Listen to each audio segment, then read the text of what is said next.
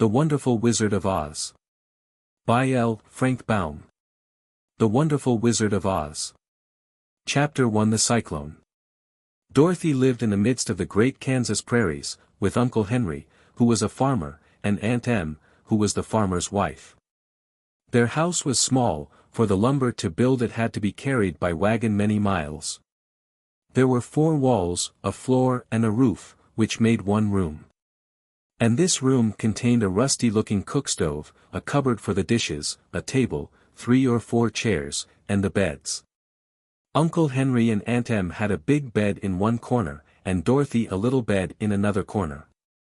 There was no garret at all, and no cellar, except a small hole dug in the ground, called a cyclone cellar, where the family could go in case one of those great whirlwinds arose, mighty enough to crush any building in its path.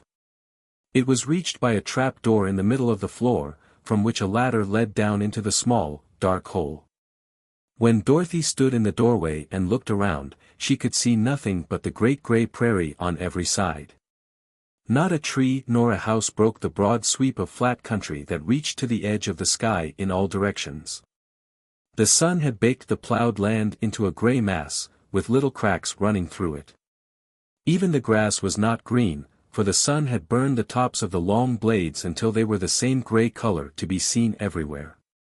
Once the house had been painted, but the sun blistered the paint and the rains washed it away, and now the house was as dull and gray as everything else. When Aunt Em came there to live she was a young, pretty wife. The sun and wind had changed her, too. They had taken the sparkle from her eyes and left them a sober gray, they had taken the red from her cheeks and lips, and they were gray also. She was thin and gaunt, and never smiled now. When Dorothy, who was an orphan, first came to her, Aunt Em had been so startled by the child's laughter that she would scream and press her hand upon her heart whenever Dorothy's merry voice reached her ears. And she still looked at the little girl with wonder that she could find anything to laugh at. Uncle Henry never laughed. He worked hard from morning till night and did not know what joy was. He was gray also, from his long beard to his rough boots, and he looked stern and solemn, and rarely spoke. It was Toto that made Dorothy laugh, and saved her from growing as gray as her other surroundings. Toto was not gray. He was a little black dog, with long silky hair and small black eyes that twinkled merrily on either side of his funny, wee nose. Toto played all day long, and Dorothy played with him, and loved him dearly. Today, however, they were not playing. Uncle Henry sat upon the doorstep and looked anxiously at the sky, which was even grayer than usual. Dorothy stood in the door with Toto in her arms, and looked at the sky too. Aunt Em was washing the dishes. From the far north they heard a low wail of the wind, and Uncle Henry and Dorothy could see where the long grass bowed in waves before the coming storm.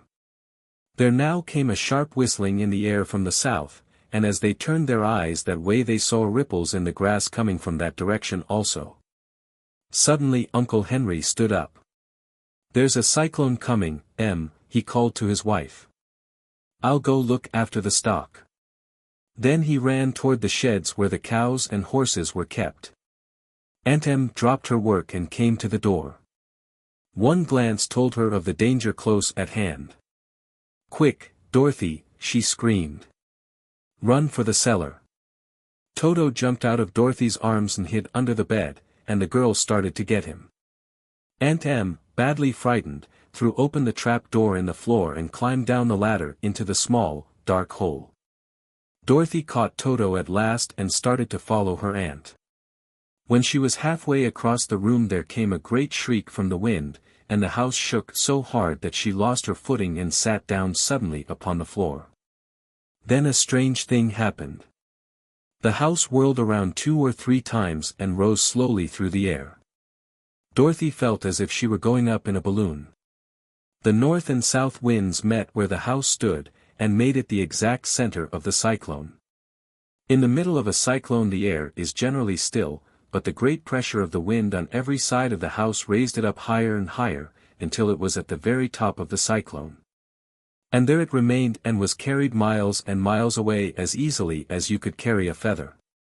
It was very dark, and the wind howled horribly around her, but Dorothy found she was riding quite easily. After the first few whirls around, and one other time when the house tipped badly, she felt as if she were being rocked gently, like a baby in a cradle. Toto did not like it. He ran about the room, now here, now there, barking loudly. But Dorothy sat quite still on the floor and waited to see what would happen. Once Toto got too near the open trapdoor, and fell in, and at first the little girl thought she had lost him. But soon she saw one of his ears sticking up through the hole, for the strong pressure of the air was keeping him up so that he could not fall. She crept to the hole, caught Toto by the ear, and dragged him into the room again, afterward closing the trap door so that no more accidents could happen. Hour after hour passed away, and slowly Dorothy got over her fright. But she felt quite lonely, and the wind shrieked so loudly all about her that she nearly became deaf. At first she had wondered if she would be dashed to pieces when the house fell again. But as the hours passed and nothing terrible happened, she stopped worrying and resolved to wait calmly and see what the future would bring. At last she crawled over the swaying floor to her bed, and lay down upon it. And Toto followed and lay down beside her. In spite of the swaying of the house and the wailing of the wind, Dorothy soon closed her eyes and fell fast asleep.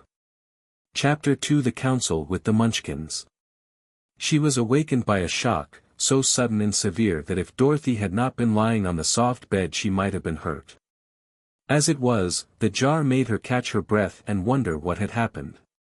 And Toto put his cold little nose into her face and whined dismally. Dorothy sat up and noticed that the house was not moving, nor was it dark, for the bright sunshine came in at the window, flooding the little room. She sprang from her bed and with Toto at her heels ran and opened the door. The little girl gave a cry of amazement and looked about her, her eyes growing bigger and bigger at the wonderful sights she saw. The cyclone had set the house down very gently, for a cyclone, in the midst of a country of marvelous beauty. There were lovely patches of greensward all about, with stately trees bearing rich and luscious fruits. Banks of gorgeous flowers were on every hand, and birds with rare and brilliant plumage sang and fluttered in the trees and bushes. A little way off was a small brook, rushing and sparkling along between green banks, and murmuring in a voice very grateful to a little girl who had lived so long on the dry, gray prairies.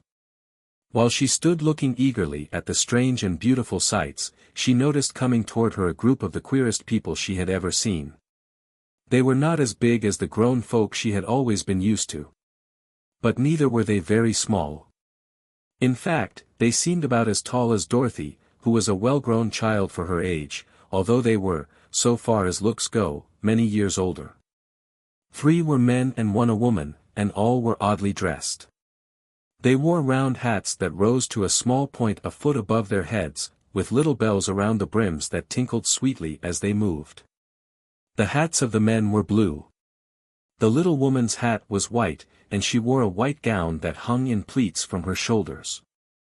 Over it were sprinkled little stars that glistened in the sun like diamonds. The men were dressed in blue, of the same shade as their hats, and wore well-polished boots with a deep roll of blue at the tops. The men, Dorothy thought, were about as old as Uncle Henry, for 2 of them had beards. But the little woman was doubtless much older. Her face was covered with wrinkles, her hair was nearly white, and she walked rather stiffly. When these people drew near the house where Dorothy was standing in the doorway, they paused and whispered among themselves, as if afraid to come farther. But the little old woman walked up to Dorothy, made a low bow and said, in a sweet voice, "You are welcome, most noble sorceress, to the land of the Munchkins. We are so grateful to you for having killed the wicked witch of the East, and for setting our people free from bondage." Dorothy listened to this speech with wonder. What could the little woman possibly mean by calling her a sorceress, and saying she had killed the wicked witch of the East? Dorothy was an innocent, harmless little girl, who had been carried by a cyclone many miles from home. And she had never killed anything in all her life. But the little woman evidently expected her to answer, so Dorothy said, with hesitation, "You are very kind, but there must be some mistake. I have not killed anything." Your house did, anyway, replied the little old woman, with a laugh, and that is the same thing. See, she continued, pointing to the corner of the house. There are her 2 feet, still sticking out from under a block of wood. Dorothy looked, and gave a little cry of fright. There, indeed, just under the corner of the great beam the house rested on, 2 feet were sticking out, shod in silver shoes with pointed toes. Oh, dear! Oh, dear! Cried Dorothy, clasping her hands together in dismay. The house must have fallen on her. Whatever shall we do? There is nothing to be done, said the little woman calmly. But who was she? Asked Dorothy. She was the Wicked Witch of the East, as I said, answered the little woman. She has held all the Munchkins in bondage for many years, making them slave for her night and day. Now they are all set free, and are grateful to you for the favor. Who are the Munchkins? Inquired Dorothy. They are the people who live in this land of the East where the Wicked Witch ruled. Are you a Munchkin? Asked Dorothy. No, but I am their friend, although I live in the land of the North. When they saw the Witch of the East was dead, the Munchkins sent a swift messenger to me, and I came at once. I am the Witch of the North. Oh, gracious, cried Dorothy. Are you a real witch? Yes, indeed, answered the little woman. But I am a good witch, and the people love me. I am not as powerful as the Wicked Witch was who ruled here, or I should have set the people free myself. But I thought all witches were wicked, said the girl, who was half frightened at facing a real witch. Oh, no, that is a great mistake.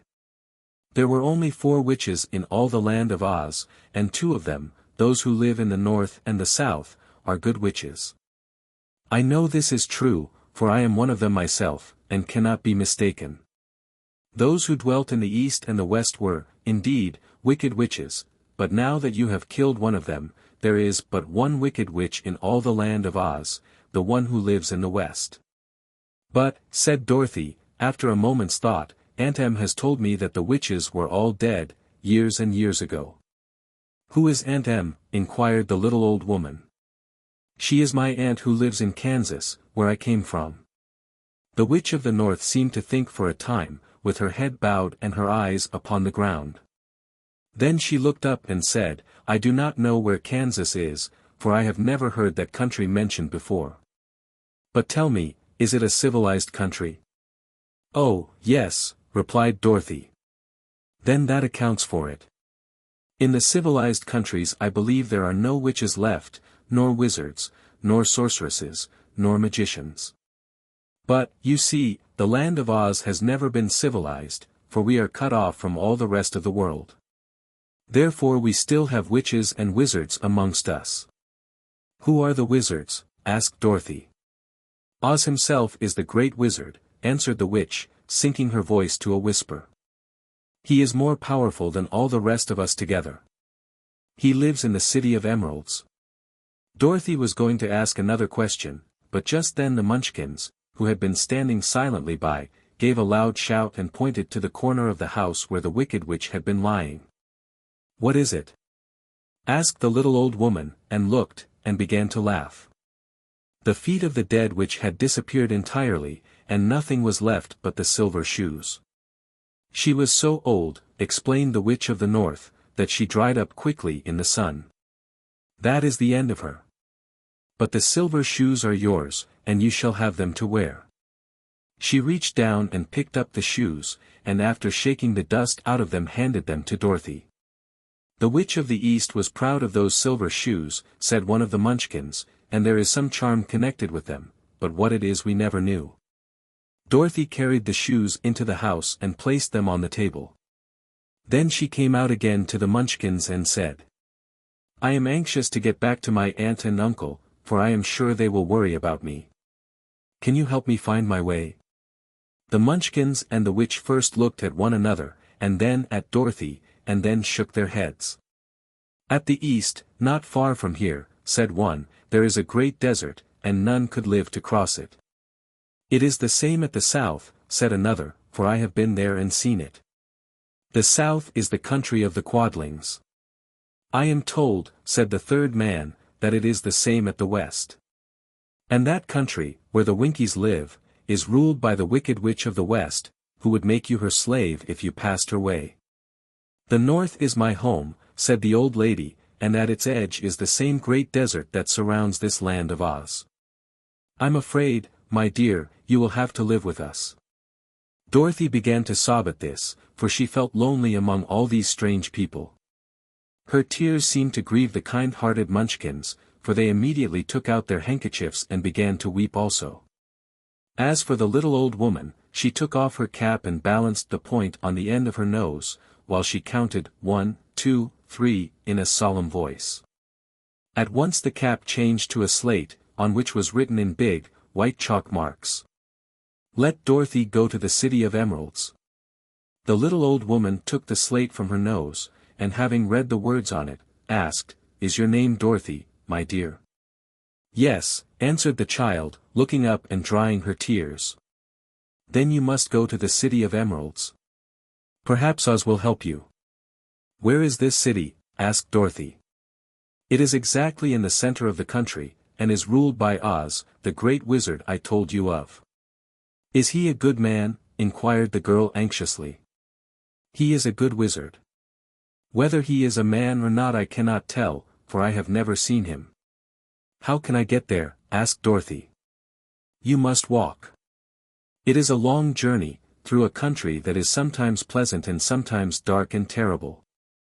However, I will use all the magic arts I know of to keep you from harm. Won't you go with me? Pleaded the girl, who had begun to look upon the little old woman as her only friend. No, I cannot do that, she replied, but I will give you my kiss, and no one will dare injure a person who has been kissed by the Witch of the North. She came close to Dorothy and kissed her gently on the forehead. Where her lips touched the girl they left a round, shining mark, as Dorothy found out soon after. The road to the City of Emeralds is paved with yellow brick, said the witch, so you cannot miss it. When you get to Oz do not be afraid of him, but tell your story and ask him to help you. Goodbye, my dear. The three Munchkins bowed low to her and wished her a pleasant journey, after which they walked away through the trees. The witch gave Dorothy a friendly little nod, whirled around on her left heel 3 times, and straightway disappeared, much to the surprise of little Toto, who barked after her loudly enough when she had gone. Because he had been afraid even to growl while she stood by. But Dorothy, knowing her to be a witch, had expected her to disappear in just that way, and was not surprised in the least. Chapter 3 How Dorothy Saved the Scarecrow. When Dorothy was left alone she began to feel hungry. So she went to the cupboard and cut herself some bread, which she spread with butter. She gave some to Toto, and taking a pail from the shelf she carried it down to the little brook and filled it with clear, sparkling water. Toto ran over to the trees and began to bark at the bird sitting there. Dorothy went to get him, and saw such delicious fruit hanging from the branches that she gathered some of it, finding it just what she wanted to help out her breakfast. Then she went back to the house, and having helped herself and Toto to a good drink of the cool, clear water, she set about making ready for the journey to the City of Emeralds. Dorothy had only one other dress, but that happened to be clean and was hanging on a peg beside her bed. It was gingham, with checks of white and blue, and although the blue was somewhat faded with many washings, it was still a pretty frock. The girl washed herself carefully, dressed herself in the clean gingham, and tied her pink sunbonnet on her head. She took a little basket and filled it with bread from the cupboard, laying a white cloth over the top. Then she looked down at her feet and noticed how old and worn her shoes were. They surely will never do for a long journey, Toto, she said. And Toto looked up into her face with his little black eyes and wagged his tail to show he knew what she meant. At that moment Dorothy saw lying on the table the silver shoes that had belonged to the Witch of the East. I wonder if they will fit me, she said to Toto. They would be just the thing to take a long walk in, for they could not wear out. She took off her old leather shoes and tried on the silver ones, which fitted her as well as if they had been made for her. Finally she picked up her basket. Come along, Toto, she said. We will go to the Emerald City and ask the Great Oz how to get back to Kansas again. She closed the door, locked it, and put the key carefully in the pocket of her dress. And so, with Toto trotting along soberly behind her, she started on her journey. There were several roads nearby, but it did not take her long to find the one paved with yellow bricks. Within a short time she was walking briskly toward the Emerald City, her silver shoes tinkling merrily on the hard, yellow roadbed. The sun shone bright and the birds sang sweetly, and Dorothy did not feel nearly so bad as you might think a little girl would who had been suddenly whisked away from her own country and set down in the midst of a strange land. She was surprised, as she walked along, to see how pretty the country was about her. There were neat fences at the sides of the road, painted a dainty blue color, and beyond them were fields of grain and vegetables in abundance. Evidently the Munchkins were good farmers and able to raise large crops. Once in a while she would pass a house, and the people came out to look at her and bow low as she went by. For everyone knew she had been the means of destroying the wicked witch and setting them free from bondage. The houses of the Munchkins were odd-looking dwellings, for each was round, with a big dome for a roof. All were painted blue, for in this country of the East blue was the favorite color. Toward evening, when Dorothy was tired with her long walk and began to wonder where she should pass the night, she came to a house rather larger than the rest. On the green lawn before it many men and women were dancing. 5 little fiddlers played as loudly as possible, and the people were laughing and singing, while a big table nearby was loaded with delicious fruits and nuts, pies and cakes, and many other good things to eat. The people greeted Dorothy kindly, and invited her to supper and to pass the night with them. For this was the home of one of the richest Munchkins in the land, and his friends were gathered with him to celebrate their freedom from the bondage of the wicked witch. Dorothy ate a hearty supper and was waited upon by the rich Munchkin himself, whose name was Bok. Then she sat upon a settee and watched the people dance. When Bok saw her silver shoes he said, "You must be a great sorceress." "Why?" asked the girl. "Because you wear silver shoes and have killed the wicked witch. Besides, you have white in your frock, and only witches and sorceresses wear white." "My dress is blue and white checked," said Dorothy, smoothing out the wrinkles in it. "It is kind of you to wear that," said Bok. "Blue is the color of the Munchkins, and white is the witch color. So we know you are a friendly witch." Dorothy did not know what to say to this, for all the people seemed to think her a witch, and she knew very well she was only an ordinary little girl who had come by the chance of a cyclone into a strange land. When she had tired watching the dancing, Bok led her into the house, where he gave her a room with a pretty bed in it. The sheets were made of blue cloth, and Dorothy slept soundly in them till morning, with Toto curled up on the blue rug beside her. She ate a hearty breakfast, and watched a wee Munchkin baby, who played with Toto and pulled his tail and crowed and laughed in a way that greatly amused Dorothy.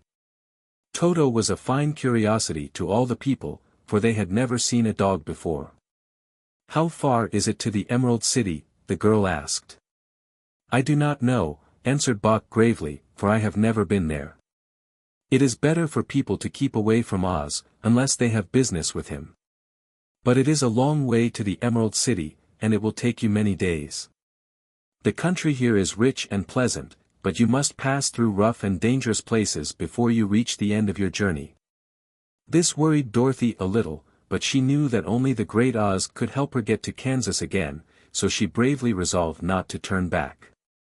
She bade her friends goodbye, and again started along the road of yellow brick. When she had gone several miles she thought she would stop to rest, and so climbed to the top of the fence beside the road and sat down. There was a great cornfield beyond the fence, and not far away she saw a scarecrow, placed high on a pole to keep the birds from the ripe corn. Dorothy leaned her chin upon her hand and gazed thoughtfully at the scarecrow. Its head was a small sack stuffed with straw, with eyes, nose, and mouth painted on it to represent a face.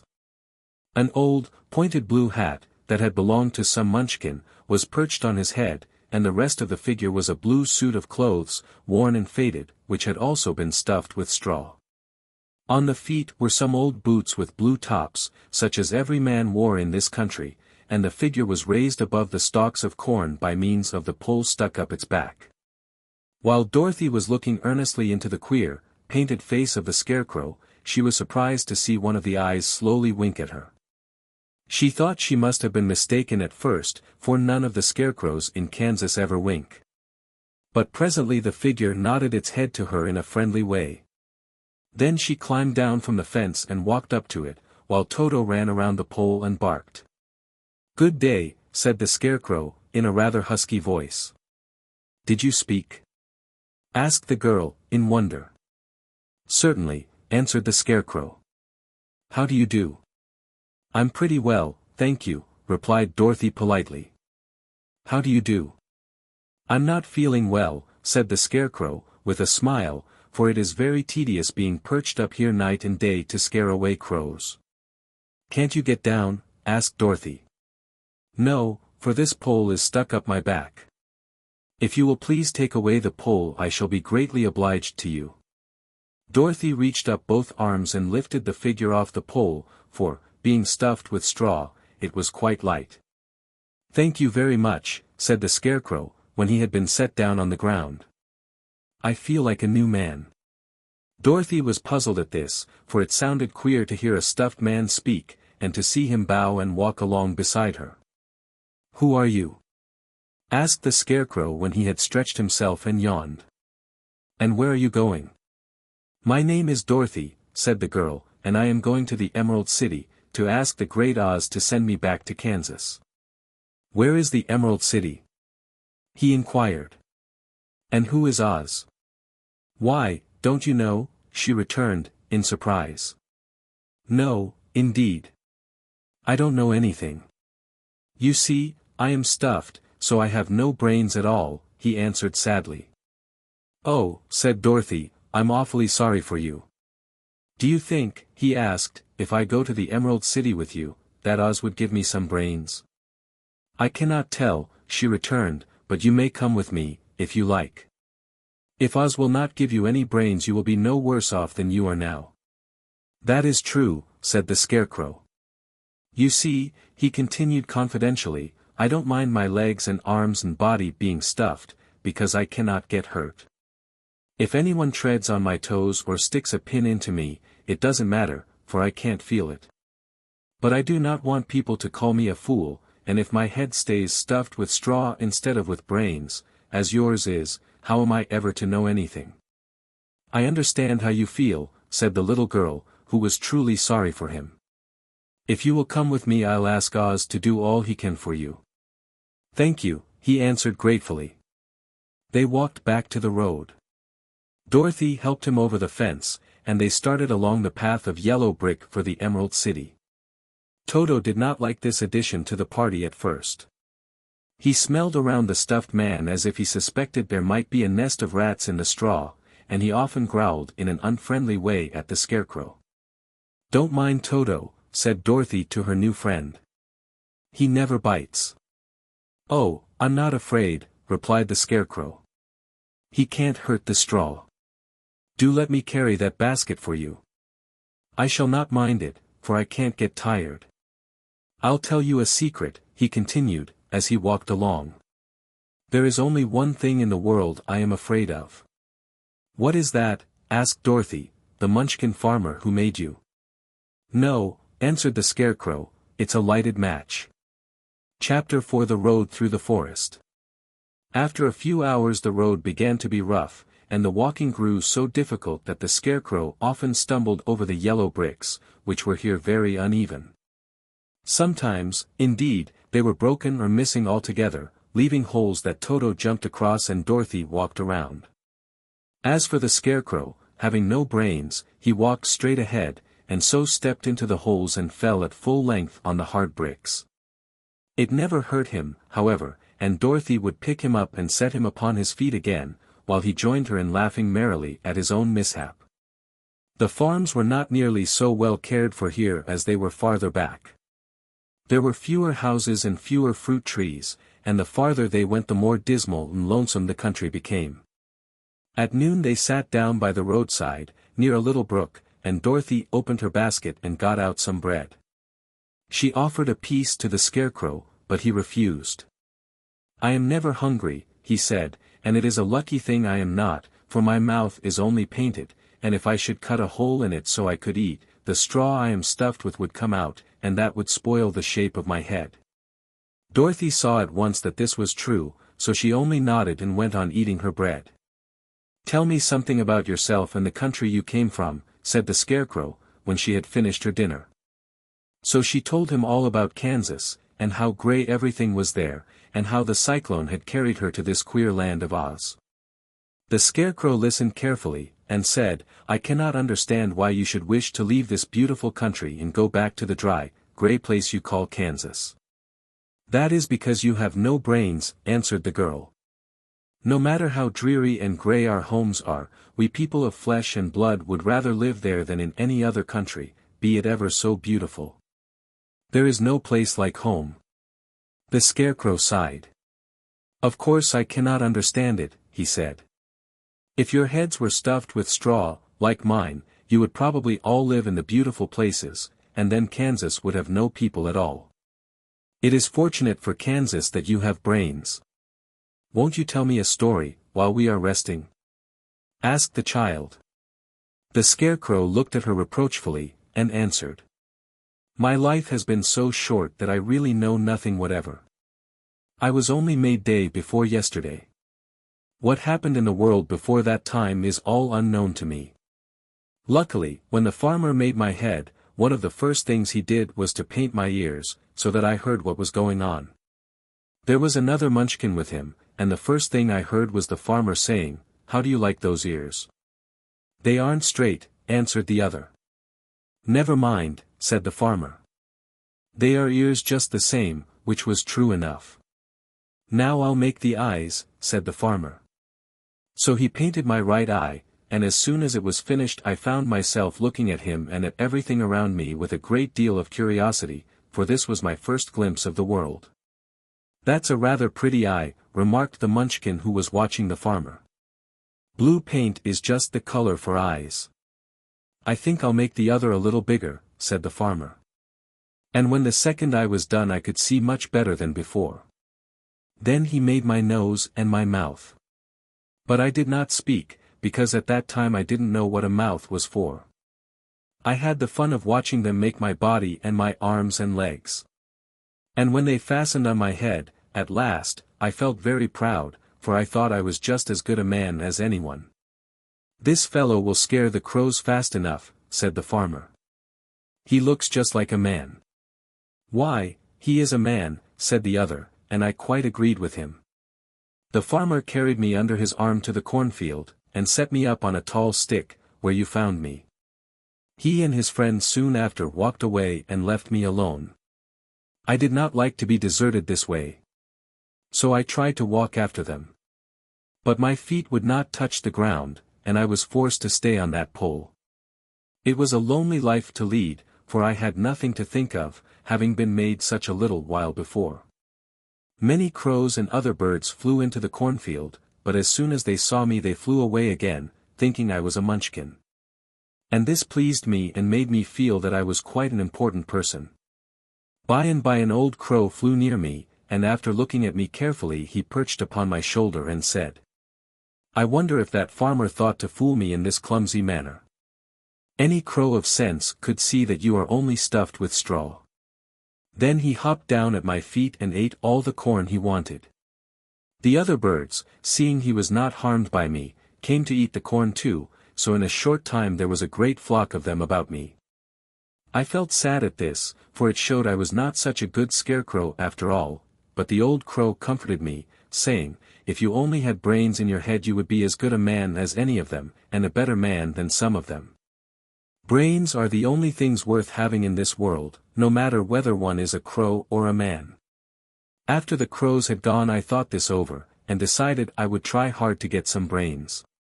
By good luck you came along and pulled me off the stake, and from what you say I am sure the great Oz will give me brains as soon as we get to the Emerald City. "I hope so," said Dorothy earnestly, "since you seem anxious to have them." "Oh, yes. I am anxious," returned the Scarecrow. "It is such an uncomfortable feeling to know one is a fool." "Well," said the girl, "let us go." And she handed the basket to the Scarecrow. There were no fences at all by the roadside now, and the land was rough and untilled. Toward evening they came to a great forest, where the trees grew so big and close together that their branches met over the road of yellow brick. It was almost dark under the trees, for the branches shut out the daylight, but the travelers did not stop, and went on into the forest. "If this road goes in, it must come out," said the Scarecrow, "and as the Emerald City is at the other end of the road, we must go wherever it leads us." "Anyone would know that," said Dorothy. "Certainly. That is why I know it," returned the Scarecrow. "If it required brains to figure it out, I never should have said it." After an hour or so the light faded away, and they found themselves stumbling along in the darkness. Dorothy could not see at all, but Toto could, for some dogs see very well in the dark, and the Scarecrow declared he could see as well as by day. So she took hold of his arm and managed to get along fairly well. "If you see any house, or any place where we can pass the night," she said, "you must tell me, for it is very uncomfortable walking in the dark." Soon after the Scarecrow stopped. "I see a little cottage at the right of us," he said, "built of logs and branches. Shall we go there?" "Yes, indeed," answered the child. "I am all tired out." So the Scarecrow led her through the trees until they reached the cottage, and Dorothy entered and found a bed of dried leaves in one corner. She lay down at once, and with Toto beside her soon fell into a sound sleep. The Scarecrow, who was never tired, stood up in another corner and waited patiently until morning came. Chapter 5: The Rescue of the Tin Woodman.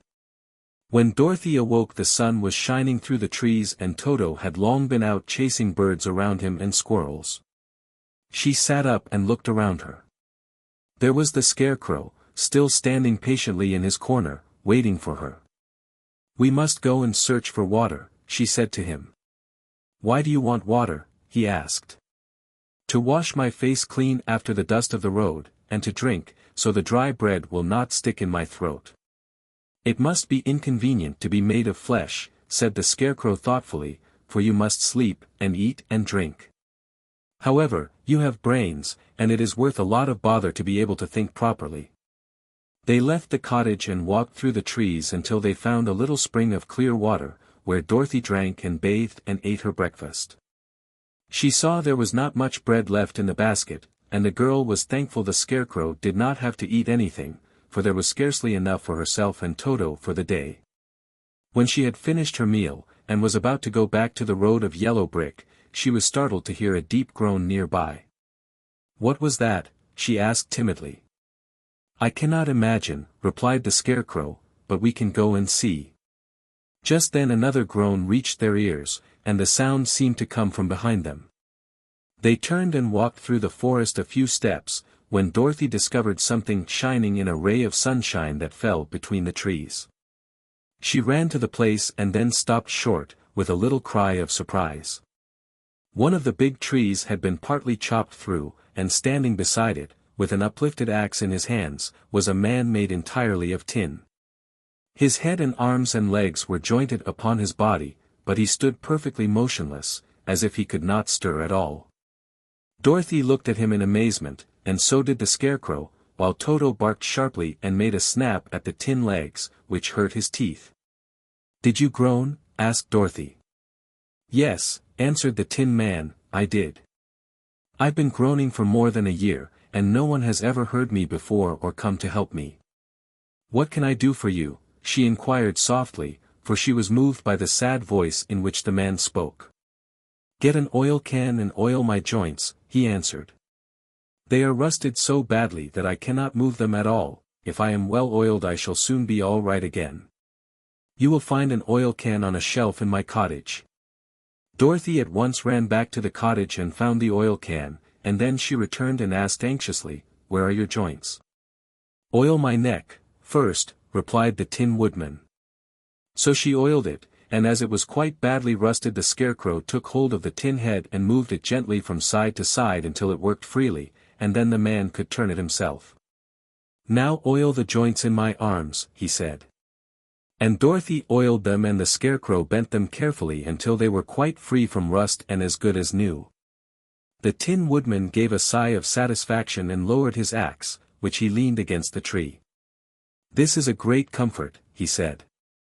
"I have been holding that axe in the air ever since I rusted, and I'm glad to be able to put it down at last. Now, if you will oil the joints of my legs, I shall be all right once more." So they oiled his legs until he could move them freely, and he thanked them again and again for his release, for he seemed a very polite creature, and very grateful. "I might have stood there always if you had not come along," he said. "So you have certainly saved my life. How did you happen to be here?" "We are on our way to the Emerald City to see the Great Oz," she answered, "and we stopped at your cottage to pass the night." "Why do you wish to see Oz?" he asked. "I want him to send me back to Kansas, and the Scarecrow wants him to put a few brains into his head," she replied. The Tin Woodman appeared to think deeply for a moment. Then he said, "Do you suppose Oz could give me a heart?" "Why, I guess so," Dorothy answered. "It would be as easy as to give the Scarecrow brains." "True," the Tin Woodman returned. "So, if you will allow me to join your party, I will also go to the Emerald City and ask Oz to help me." "Come along," said the Scarecrow heartily, and Dorothy added that she would be pleased to have his company. So the Tin Woodman shouldered his axe and they all passed through the forest until they came to the road that was paved with yellow brick.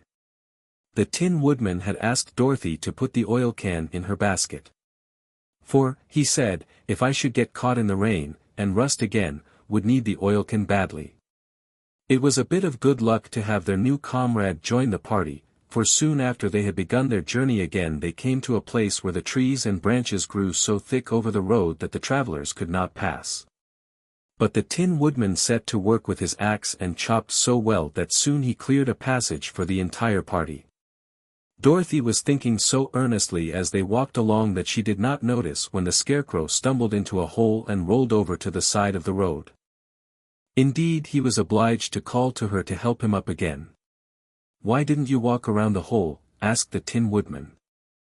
"I don't know enough," replied the Scarecrow cheerfully, "my head is stuffed with straw, you know, and that is why I am going to Oz to ask him for some brains."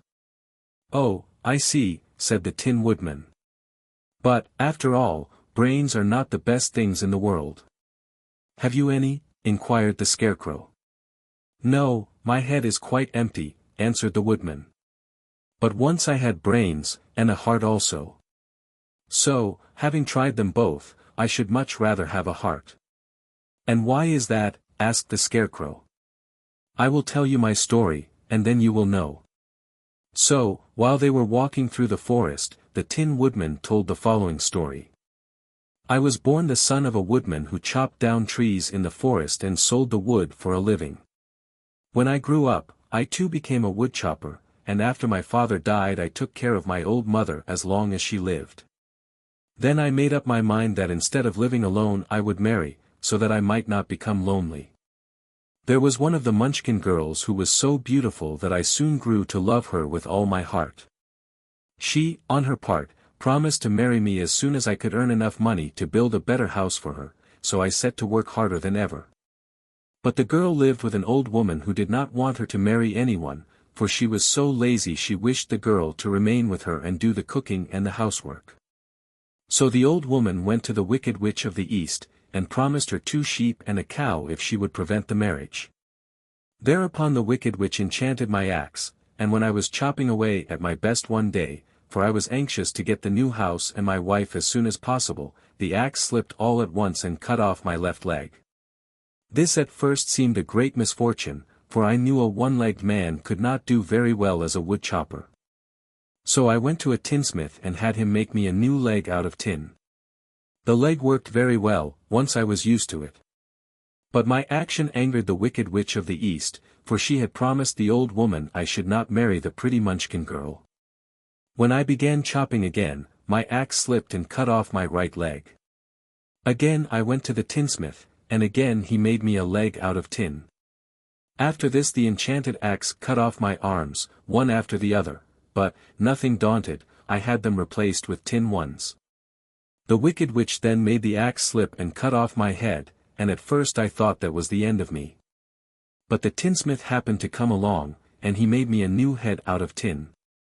I thought I had beaten the wicked witch then, and I worked harder than ever, but I little knew how cruel my enemy could be. She thought of a new way to kill my love for the beautiful Munchkin maiden, and made my axe slip again, so that it cut right through my body, splitting me into two halves. Once more the tinsmith came to my help and made me a body of tin, fastening my tin arms and legs and head to it, by means of joints, so that I could move around as well as ever. But, alas! I had now no heart, so that I lost all my love for the Munchkin girl, and did not care whether I married her or not. I suppose she is still living with the old woman, waiting for me to come after her. My body shone so brightly in the sun that I felt very proud of it, and it did not matter now if my axe slipped, for it could not cut me. There was only one danger, that my joints would rust. But I kept an oil can in my cottage and took care to oil myself whenever I needed it. However, there came a day when I forgot to do this, and, being caught in a rainstorm, before I thought of the danger my joints had rusted, and I was left to stand in the woods until you came to help me. It was a terrible thing to undergo, but during the year I stood there I had time to think that the greatest loss I had known was the loss of my heart. While I was in love I was the happiest man on earth. But no one can love who has not a heart, and so I am resolved to ask Oz to give me one. If he does, I will go back to the Munchkin maiden and marry her. Both Dorothy and the Scarecrow had been greatly interested in the story of the Tin Woodman, and now they knew why he was so anxious to get a new heart. All the same, said the Scarecrow, I shall ask for brains instead of a heart. For a fool would not know what to do with a heart if he had one. I shall take the heart, returned the Tin Woodman, for brains do not make one happy, and happiness is the best thing in the world. Dorothy did not say anything, for she was puzzled to know which of her two friends was right, and she decided if she could only get back to Kansas and Aunt Em, it did not matter so much whether the Woodman had no brains and the Scarecrow no heart. Or each got what he wanted. What worried her most was that the bread was nearly gone, and another meal for herself and Toto would empty the basket. To be sure, neither the Woodman nor the Scarecrow ever ate anything, but she was not made of tin nor straw, and could not live unless she was fed. Chapter 6 The Cowardly Lion. All this time Dorothy and her companions had been walking through the thick woods. The road was still paved with yellow brick, but these were much covered by dried branches and dead leaves from the trees, and the walking was not at all good. There were few birds in this part of the forest, for birds love the open country where there is plenty of sunshine. But now and then there came a deep growl from some wild animal hidden among the trees. These sounds made the little girl's heart beat fast, for she did not know what made them, but Toto knew, and he walked close to Dorothy's side, and did not even bark in return. How long will it be, the child asked of the Tin Woodman, before we are out of the forest?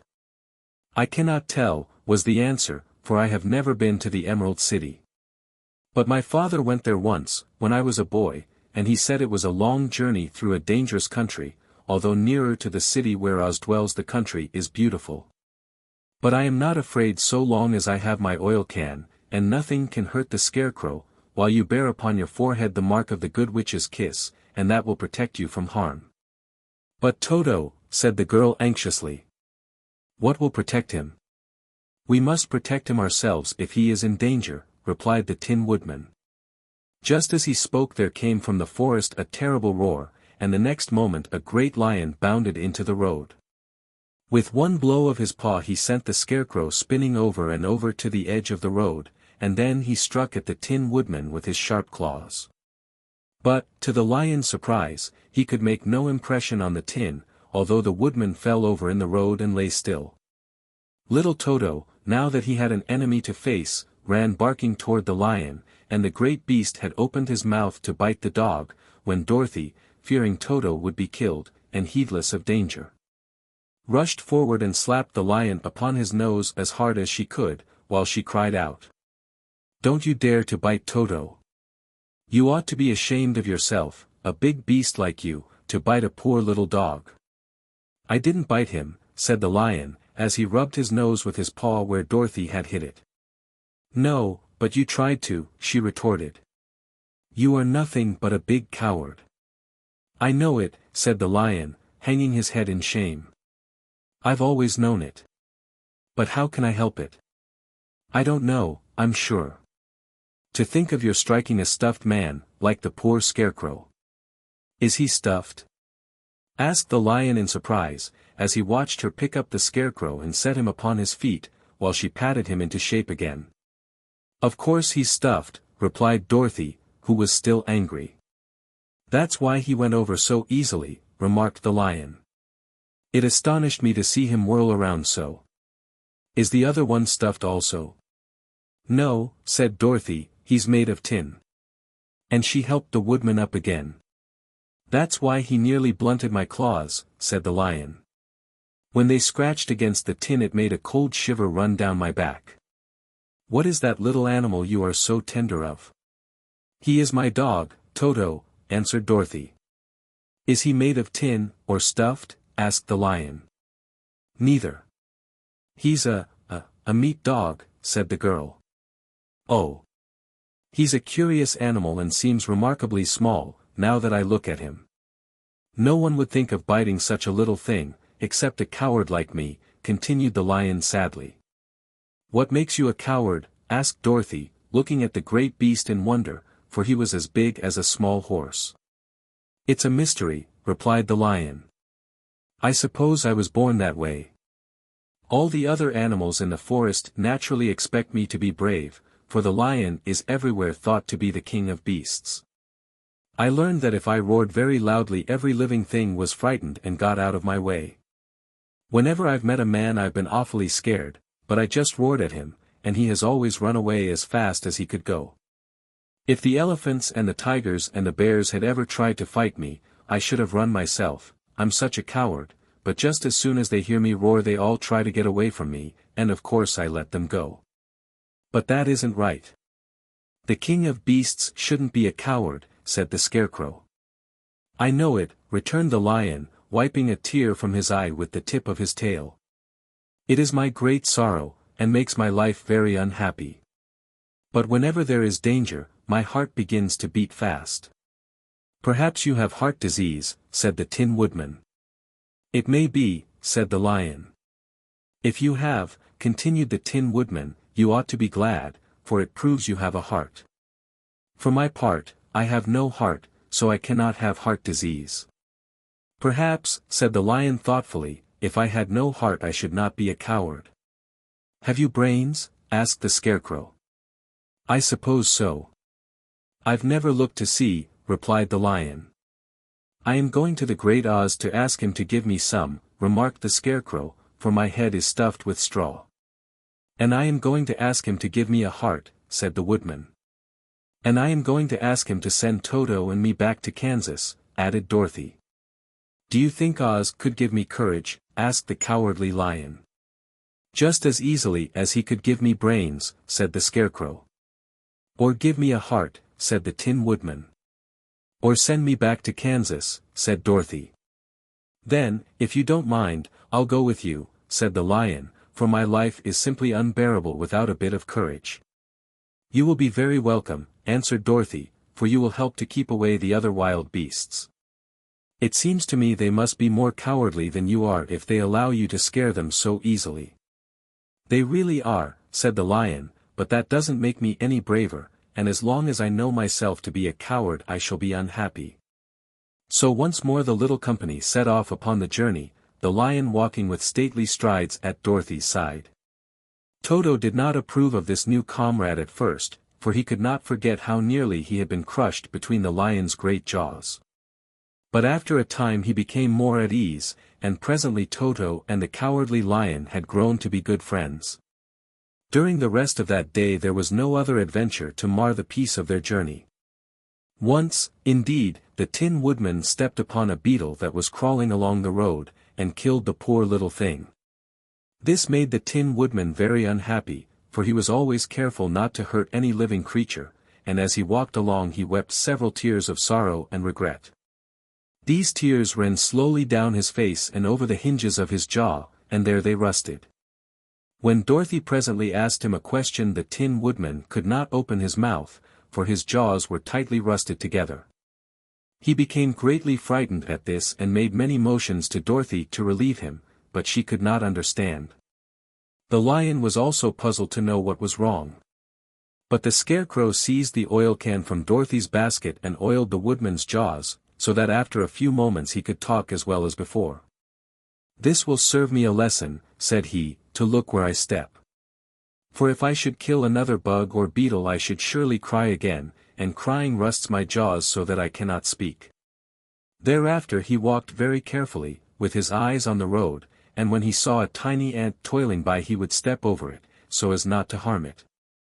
The Tin Woodman knew very well he had no heart, and therefore he took great care never to be cruel or unkind to anything. "You people with hearts," he said, "have something to guide you, and need never do wrong. But I have no heart, and so I must be very careful. When Oz gives me a heart of course I needn't mind so much." Chapter 7 The Journey to the Great Oz. They were obliged to camp out that night under a large tree in the forest, for there were no houses near. The tree made a good, thick covering to protect them from the dew, and the Tin Woodman chopped a great pile of wood with his axe and Dorothy built a splendid fire that warmed her and made her feel less lonely.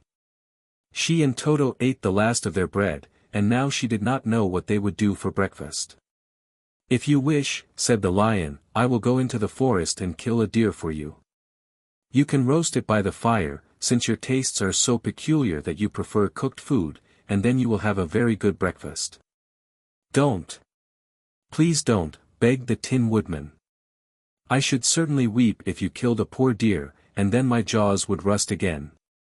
But the lion went away into the forest and found his own supper, and no one ever knew what it was, for he didn't mention it. And the Scarecrow found a tree full of nuts and filled Dorothy's basket with them, so that she would not be hungry for a long time. She thought this was very kind and thoughtful of the Scarecrow, but she laughed heartily at the awkward way in which the poor creature picked up the nuts. His padded hands were so clumsy and the nuts were so small that he dropped almost as many as he put in the basket. But the Scarecrow did not mind how long it took him to fill the basket, for it enabled him to keep away from the fire, as he feared a spark might get into his straw and burn him up. So he kept a good distance away from the flames, and only came near to cover Dorothy with dry leaves when she lay down to sleep.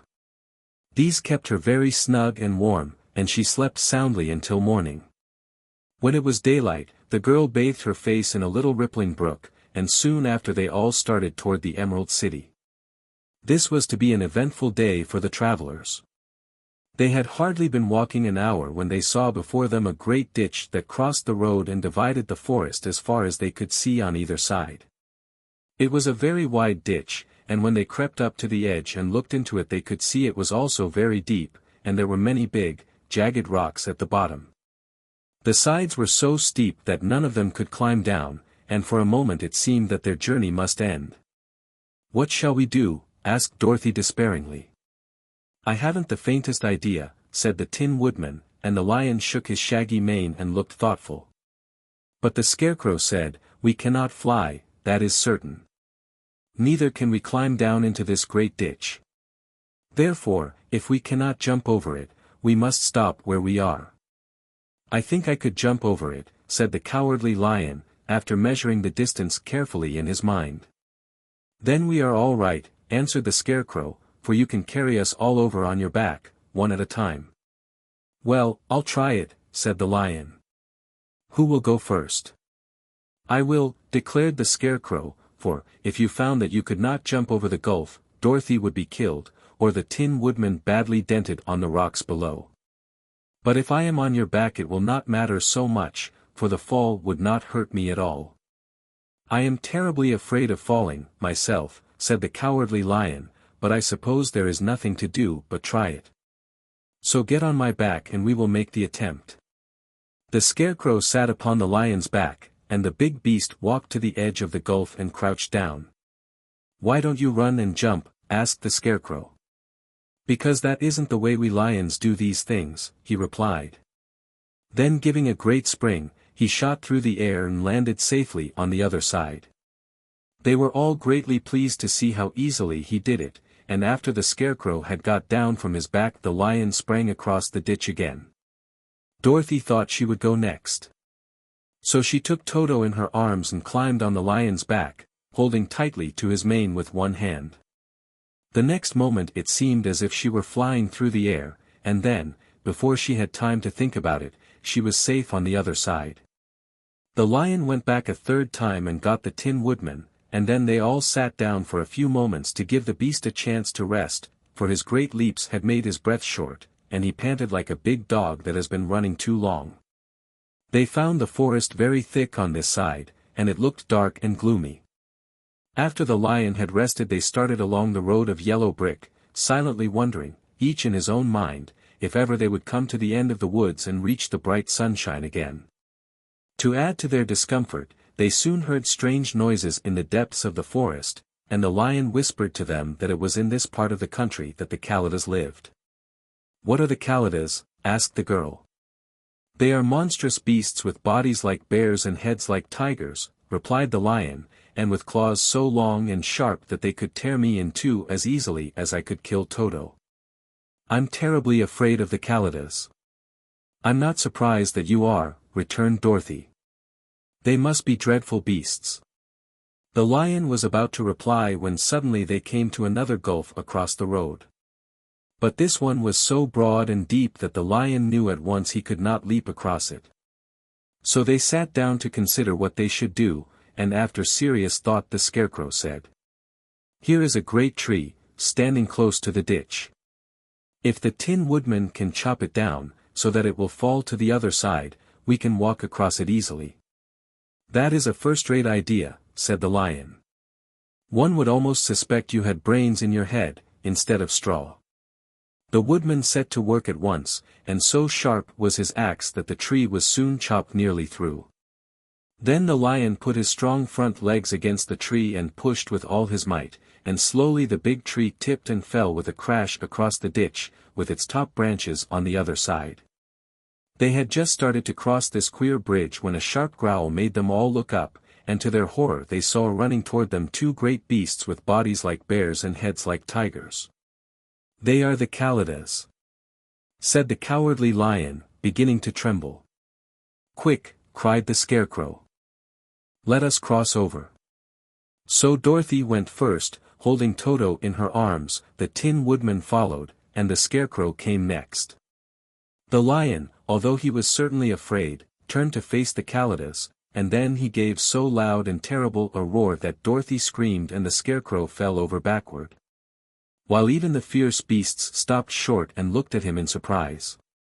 But, seeing they were bigger than the lion, and remembering that there were two of them and only one of him, the Kalidas again rushed forward, and the lion crossed over the tree and turned to see what they would do next.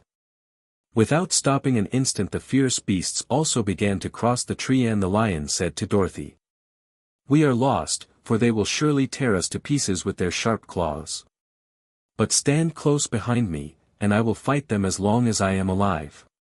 "Wait a minute," called the Scarecrow. He had been thinking what was best to be done, and now he asked the Woodman to chop away the end of the tree that rested on their side of the ditch. The Tin Woodman began to use his axe at once, and, just as the two Kalidas were nearly across, the tree fell with a crash into the gulf, carrying the ugly, snarling brutes with it, and both were dashed to pieces on the sharp rocks at the bottom. "Well," said the cowardly lion, drawing a long breath of relief, "I see we are going to live a little while longer, and I am glad of it, for it must be a very uncomfortable thing not to be alive. Those creatures frightened me so badly that my heart is beating yet." "Ah," said the Tin Woodman sadly, "I wish I had a heart to beat." This adventure made the travelers more anxious than ever to get out of the forest, and they walked so fast that Dorothy became tired, and had to ride on the lion's back. To their great joy the trees became thinner the farther they advanced, and in the afternoon they suddenly came upon a broad river, flowing swiftly just before them. On the other side of the water they could see the road of yellow brick running through a beautiful country, with green meadows dotted with bright flowers and all the road bordered with trees hanging full of delicious fruits. They were greatly pleased to see this delightful country before them. "How shall we cross the river?" asked Dorothy. "That is easily done," replied the Scarecrow. "The Tin Woodman must build us a raft, so we can float to the other side." So the Woodman took his axe and began to chop down small trees to make a raft, and while he was busy at this the Scarecrow found on the riverbank a tree full of fine fruit. This pleased Dorothy, who had eaten nothing but nuts all day, and she made a hearty meal of the ripe fruit. But it takes time to make a raft, even when one is as industrious and untiring as the Tin Woodman, and when night came the work was not done. So they found a cozy place under the trees where they slept well until the morning, and Dorothy dreamed of the Emerald City, and of the good Wizard Oz, who would soon send her back to her own home again. Chapter 8 The Deadly Poppy Field. Our little party of travelers awakened the next morning refreshed and full of hope, and Dorothy breakfasted like a princess off peaches and plums from the trees beside the river. Behind them was the dark forest they had passed safely through, although they had suffered many discouragements, but before them was a lovely, sunny country that seemed to beckon them on to the Emerald City. To be sure, the broad river now cut them off from this beautiful land. But the raft was nearly done, and after the Tin Woodman had cut a few more logs and fastened them together with wooden pins, they were ready to start. Dorothy sat down in the middle of the raft and held Toto in her arms. When the Cowardly Lion stepped upon the raft it tipped badly, for he was big and heavy.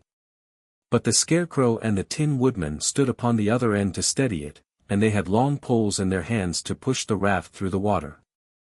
They got along quite well at first, but when they reached the middle of the river the swift current swept the raft downstream, farther and farther away from the road of yellow brick. And the water grew so deep that the long poles would not touch the bottom.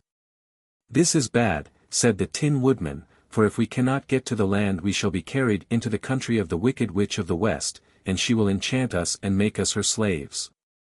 "And then I should get no brains," said the Scarecrow. "And I should get no courage," said the Cowardly Lion.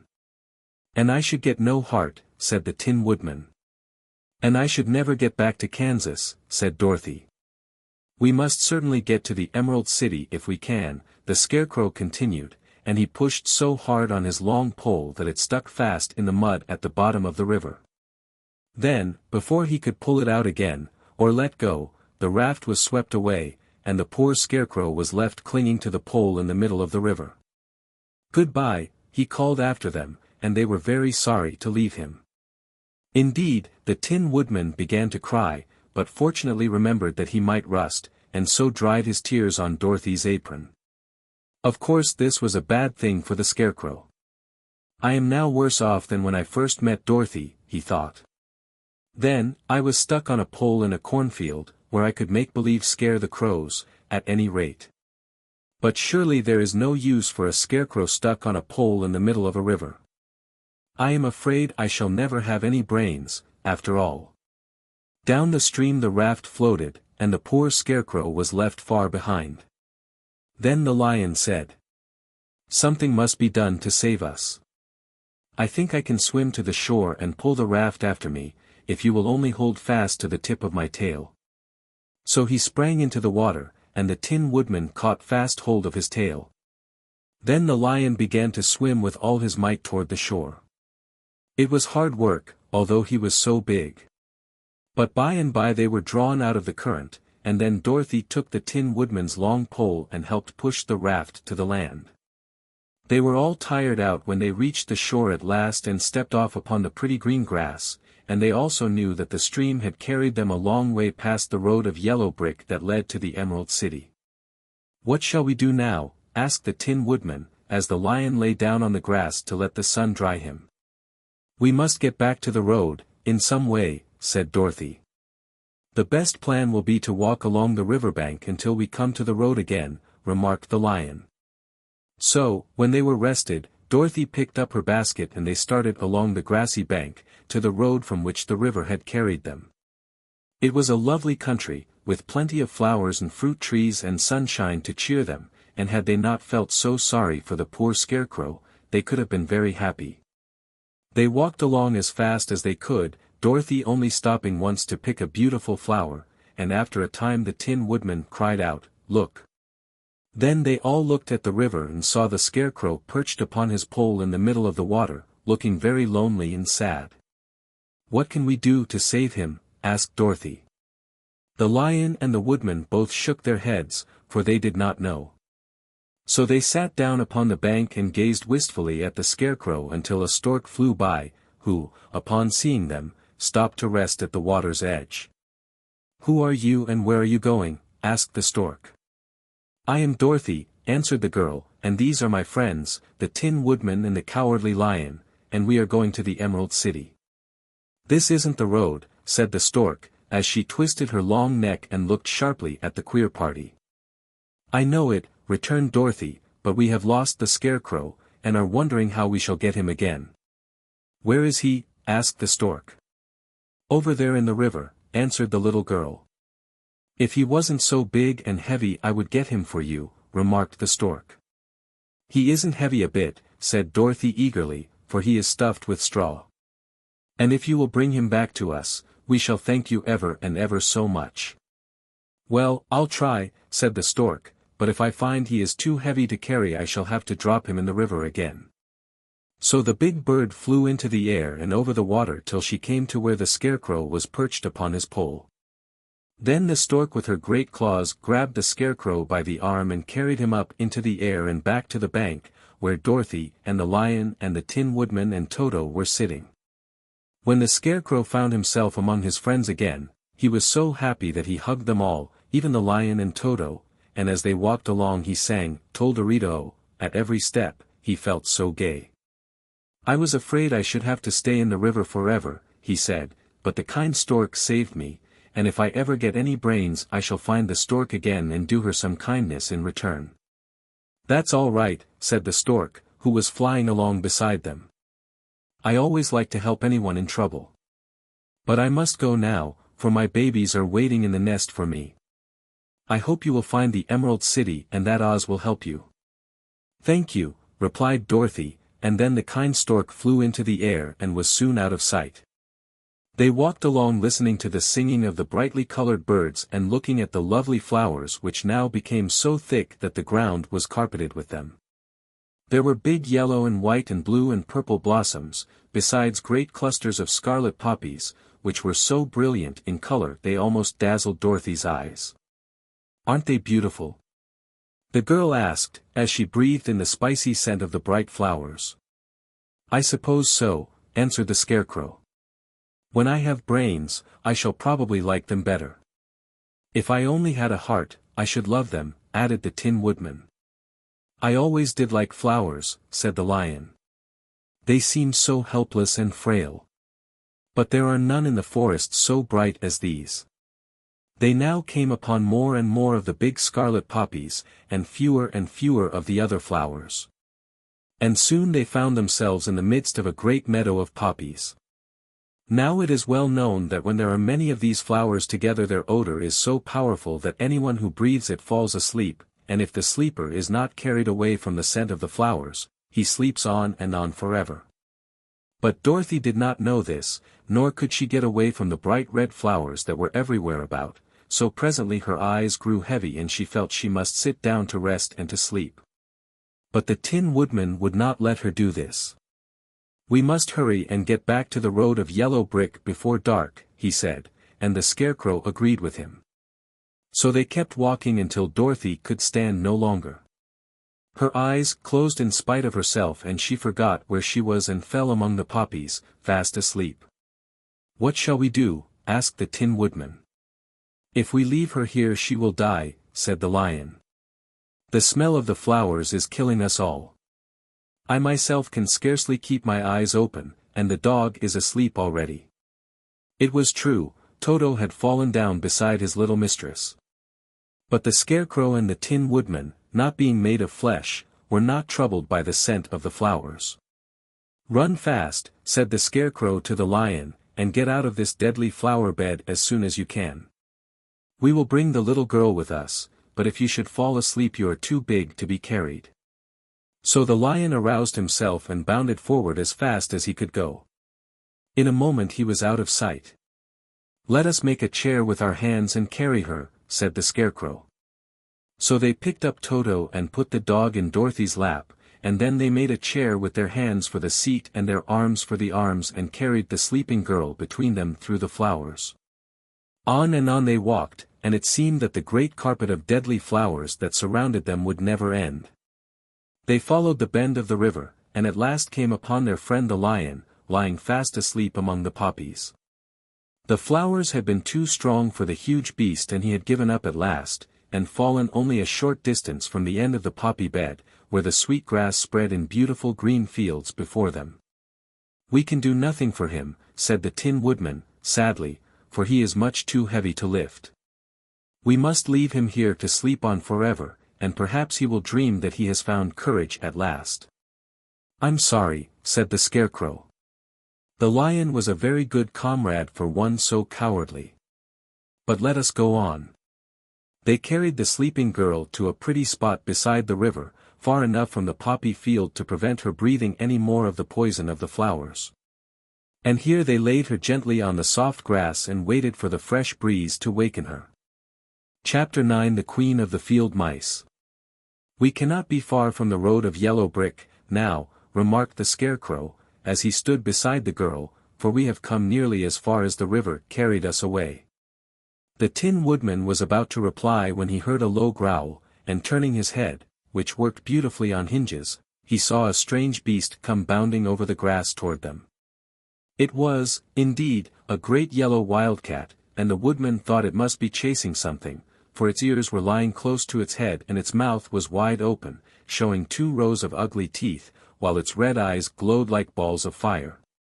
As it came nearer, the Tin Woodman saw that running before the beast was a little gray field mouse, and although he had no heart he knew it was wrong for the wildcat to try to kill such a pretty, harmless creature. So the Woodman raised his axe, and as the wildcat ran by he gave it a quick blow that cut the beast's head clean off from its body, and it rolled over at his feet in 2 pieces. The field mouse, now that it was freed from its enemy, stopped short. And coming slowly up to the Woodman it said, in a squeaky little voice, "Oh, thank you. Thank you ever so much for saving my life." "Don't speak of it, I beg of you," replied the Woodman.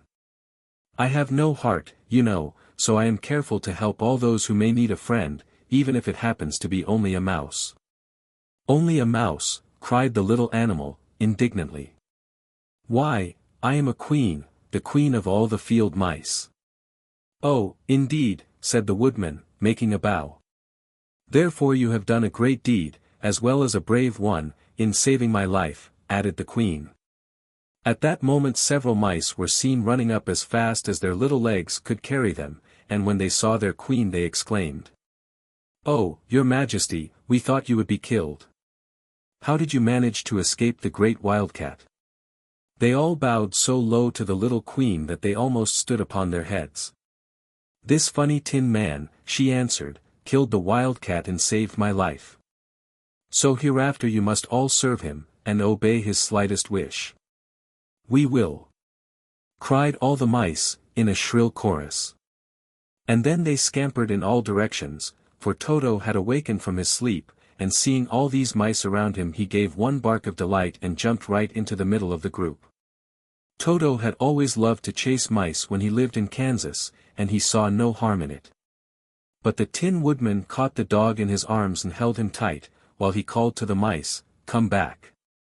Come back! Toto shall not hurt you."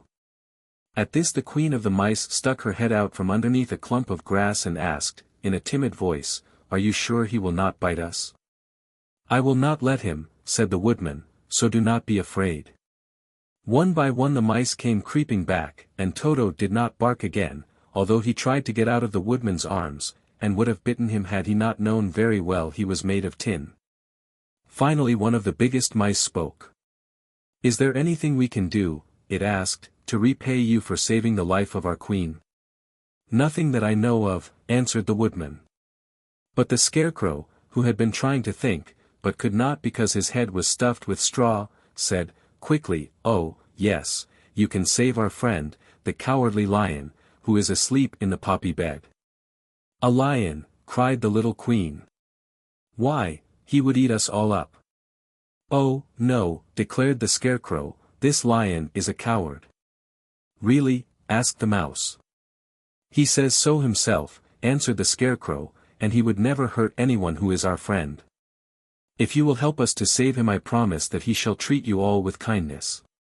"Very well," said the Queen, "we trust you. But what shall we do? Are there many of these mice which call you Queen and are willing to obey you?" "Oh, yes.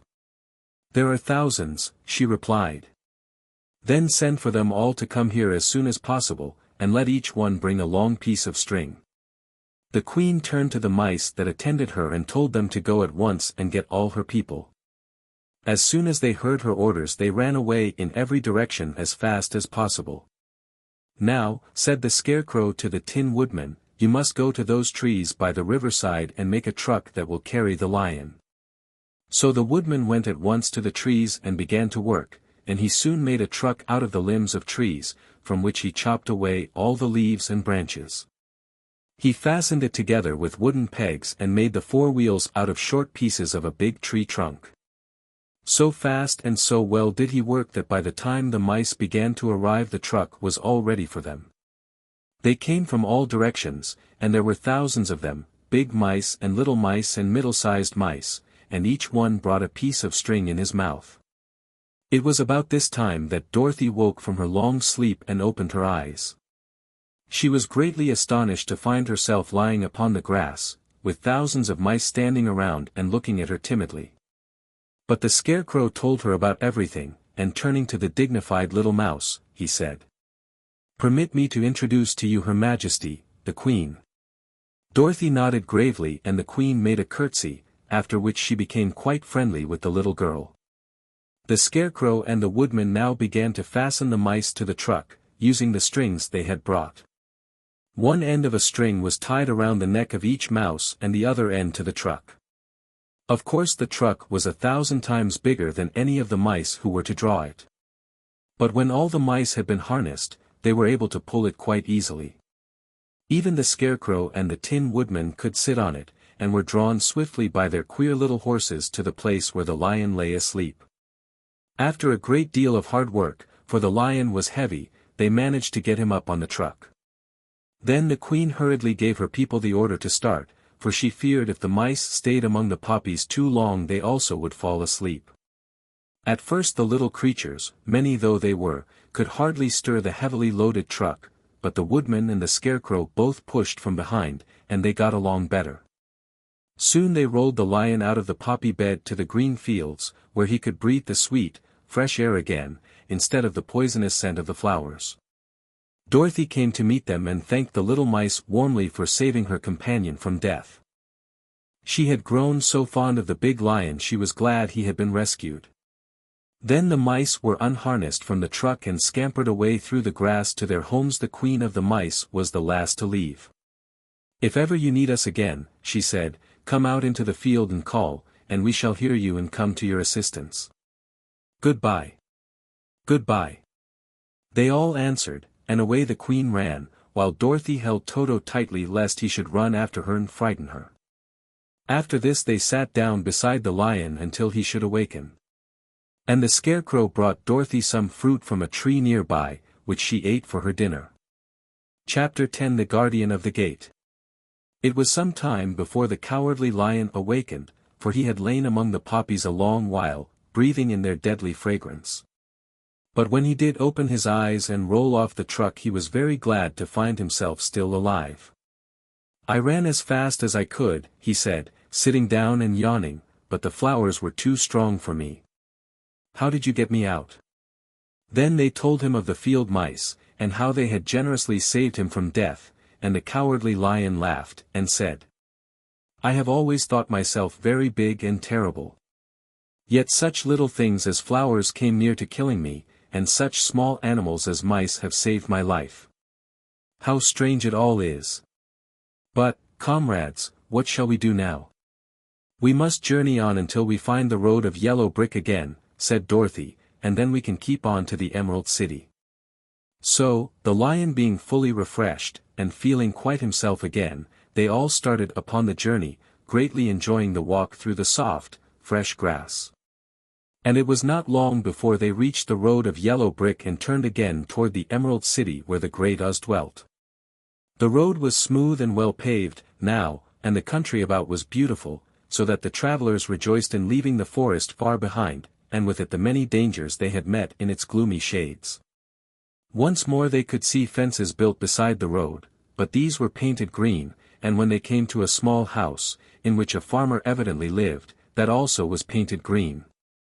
They passed by several of these houses during the afternoon, and sometimes people came to the doors and looked at them as if they would like to ask questions. But no one came near them nor spoke to them because of the great lion, of which they were very much afraid. The people were all dressed in clothing of a lovely emerald green color and wore peaked hats like those of the Munchkins. "This must be the land of Oz," said Dorothy, "and we are surely getting near the Emerald City." "Yes," answered the Scarecrow. "Everything is green here, while in the country of the Munchkins blue was the favorite color. But the people do not seem to be as friendly as the Munchkins, and I'm afraid we shall be unable to find a place to pass the night." "I should like something to eat besides fruit," said the girl, "and I'm sure Toto is nearly starved. Let us stop at the next house and talk to the people." So, when they came to a good-sized farmhouse, Dorothy walked boldly up to the door and knocked.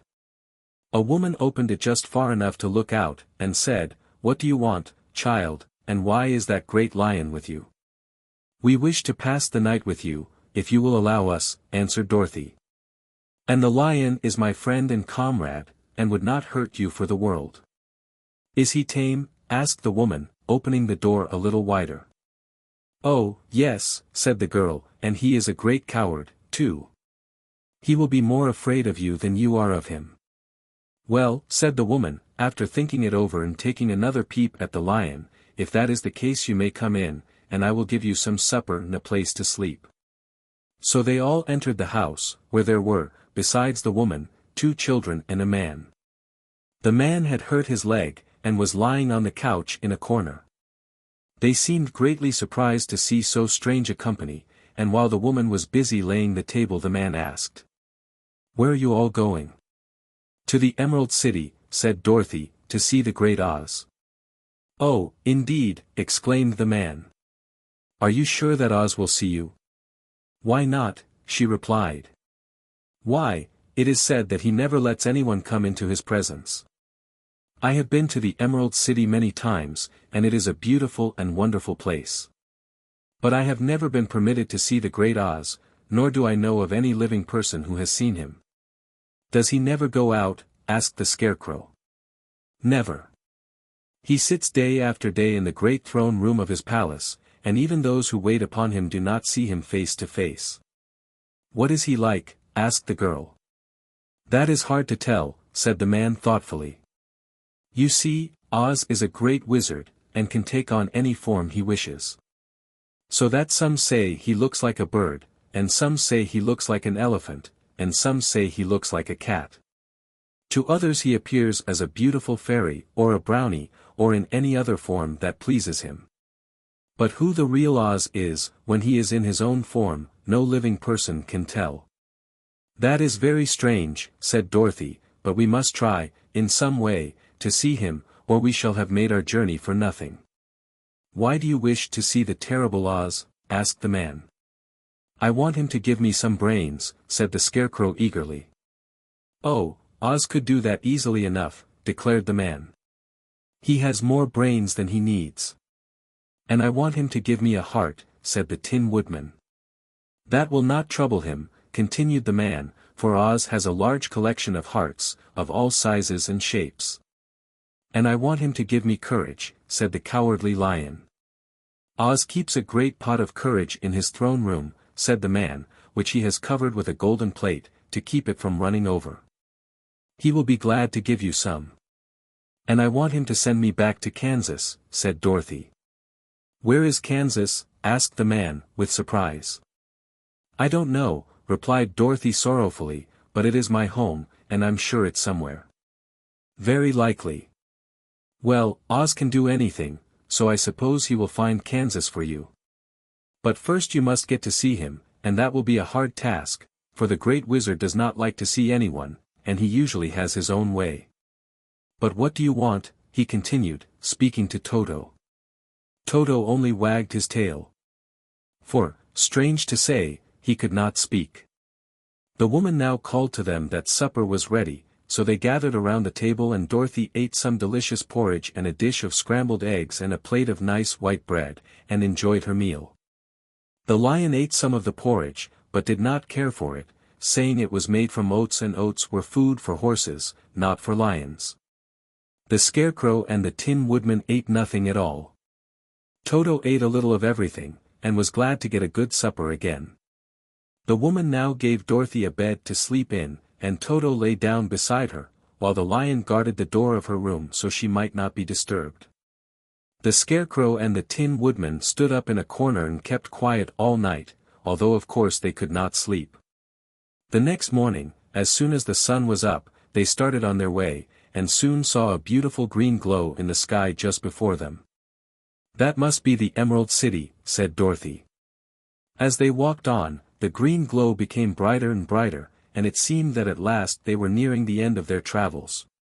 Yet it was afternoon before they came to the great wall that surrounded the city. It was high and thick and of a bright green color. In front of them, and at the end of the road of yellow brick, was a big gate, all studded with emeralds that glittered so in the sun that even the painted eyes of the Scarecrow were dazzled by their brilliancy. There was a bell beside the gate, and Dorothy pushed the button and heard a silvery tinkle sound within. Then the big gate swung slowly open, and they all passed through and found themselves in a high arched room, the walls of which glistened with countless emeralds. Before them stood a little man about the same size as the Munchkins. He was clothed all in green, from his head to his feet, and even his skin was of a greenish tint. At his side was a large green box. When he saw Dorothy and her companions, the man asked, "What do you wish in the Emerald City?" "We came here to see the Great Oz," said Dorothy. The man was so surprised at this answer that he sat down to think it over. "It has been many years since anyone asked me to see Oz," he said, shaking his head in perplexity. "He is powerful and terrible, and if you come on an idle or foolish errand to bother the wise reflections of the great wizard, he might be angry and destroy you all in an instant." "But it is not a foolish errand, nor an idle one," replied the Scarecrow, "it is important. And we have been told that Oz is a good wizard." "So he is," said the Green Man, "and he rules the Emerald City wisely and well. But to those who are not honest, or who approach him from curiosity, he is most terrible, and few have ever dared ask to see his face. I am the guardian of the gates, and since you demand to see the Great Oz, I must take you to his palace. But first you must put on the spectacles." "Why?" asked Dorothy.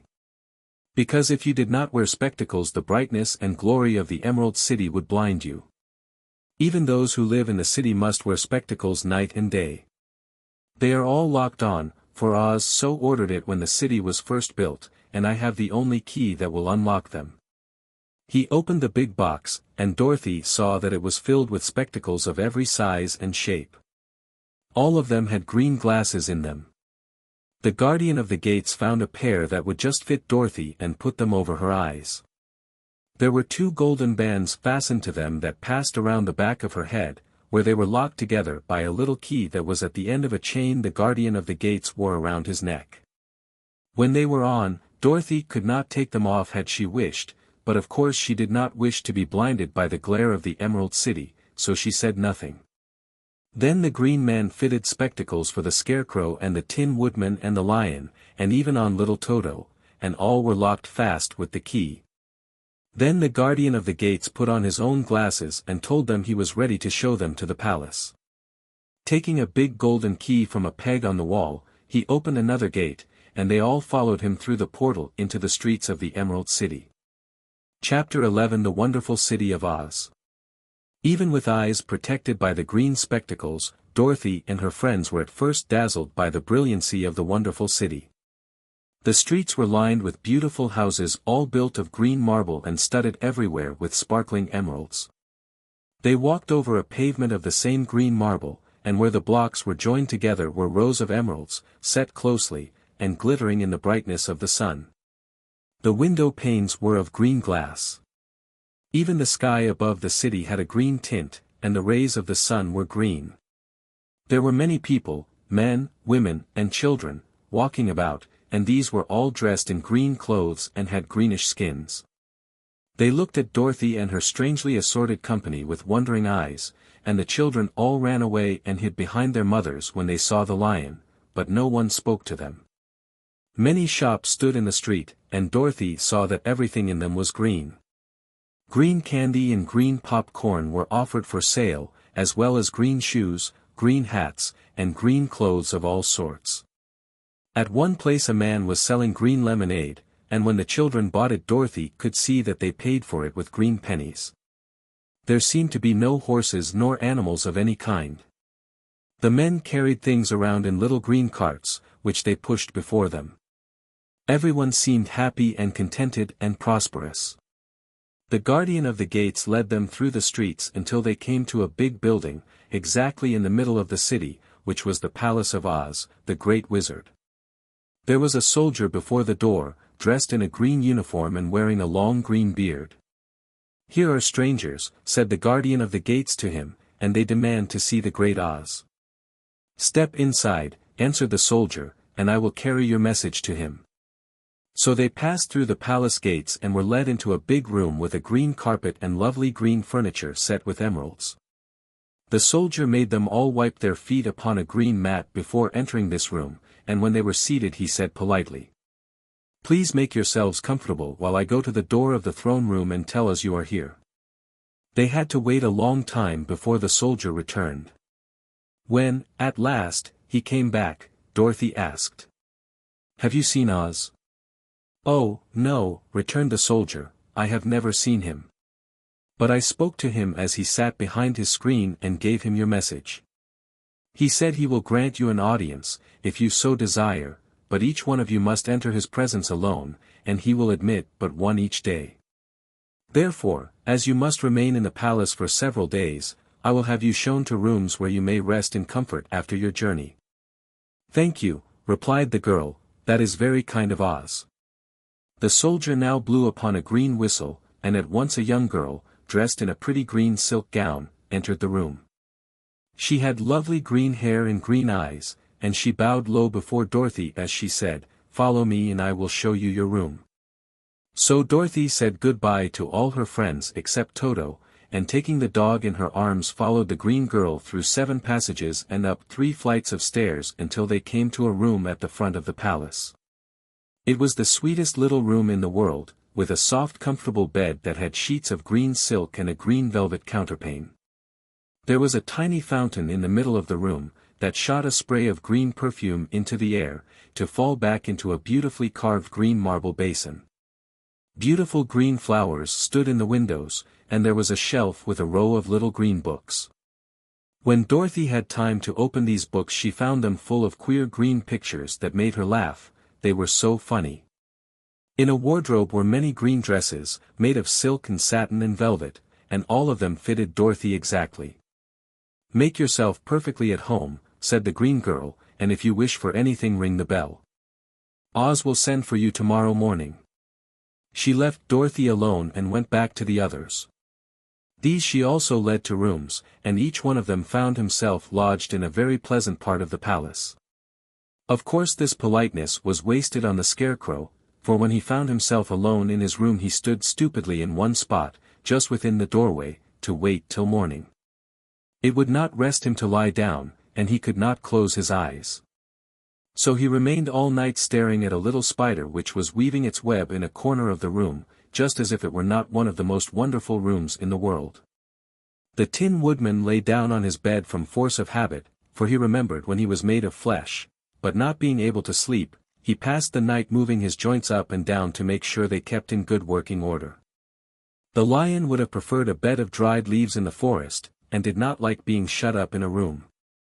But he had too much sense to let this worry him, so he sprang upon the bed and rolled himself up like a cat and purred himself asleep in a minute.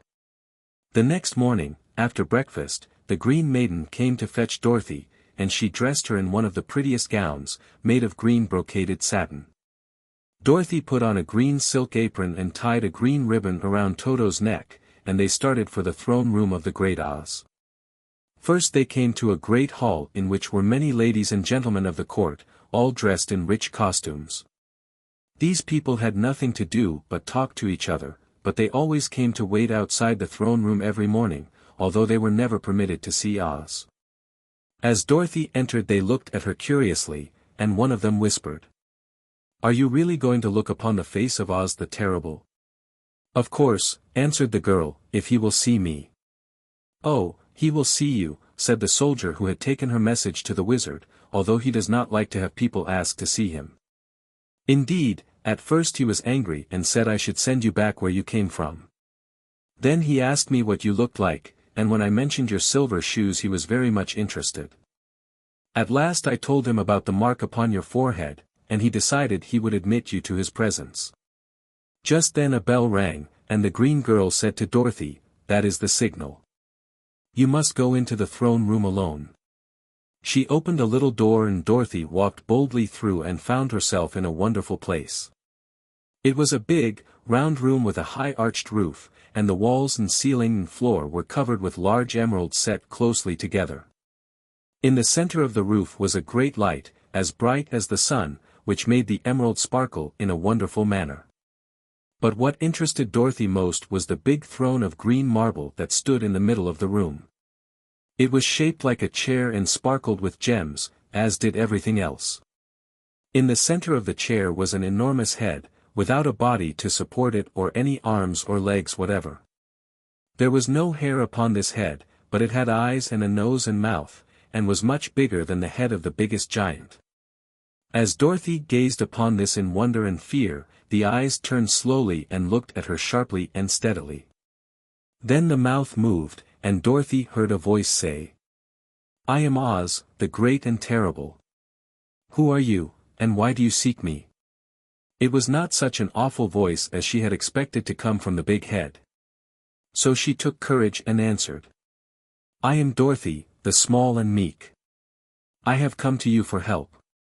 The eyes looked at her thoughtfully for a full minute.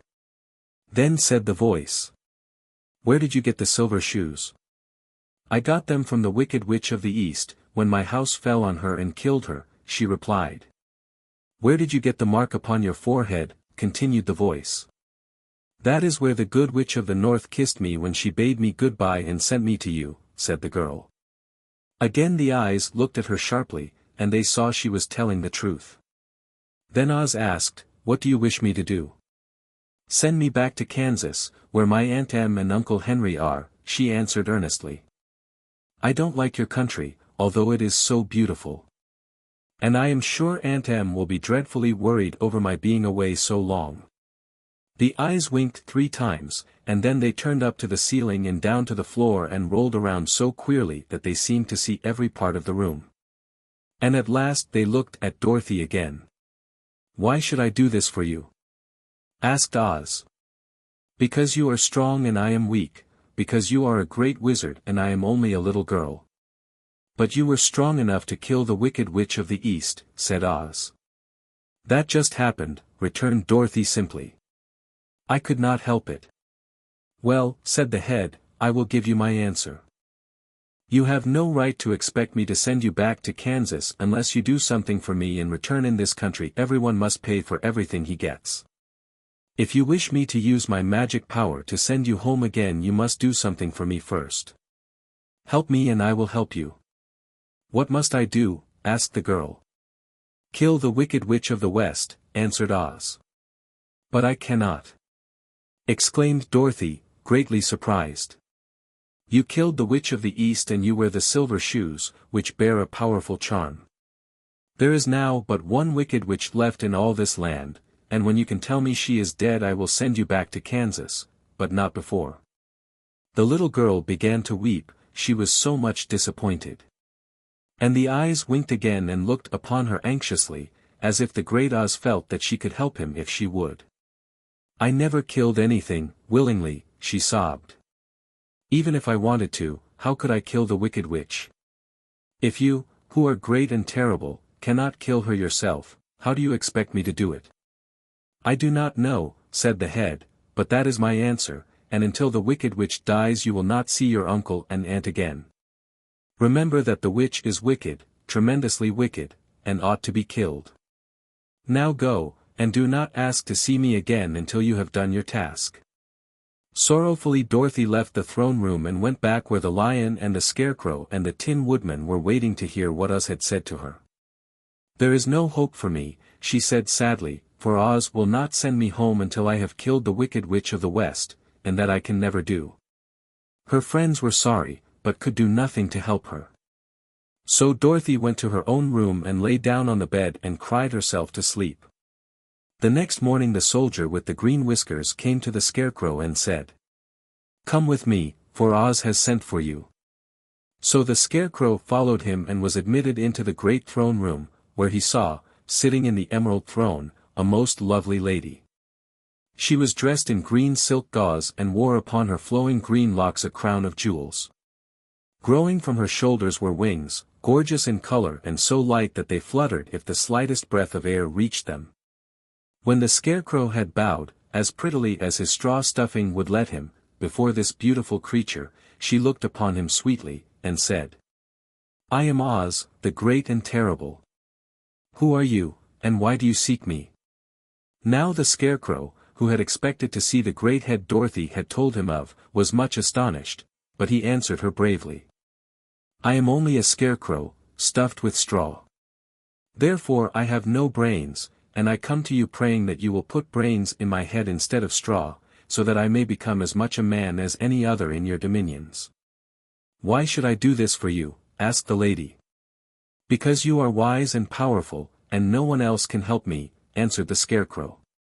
"I never grant favors without some return," said Oz, "but this much I will promise.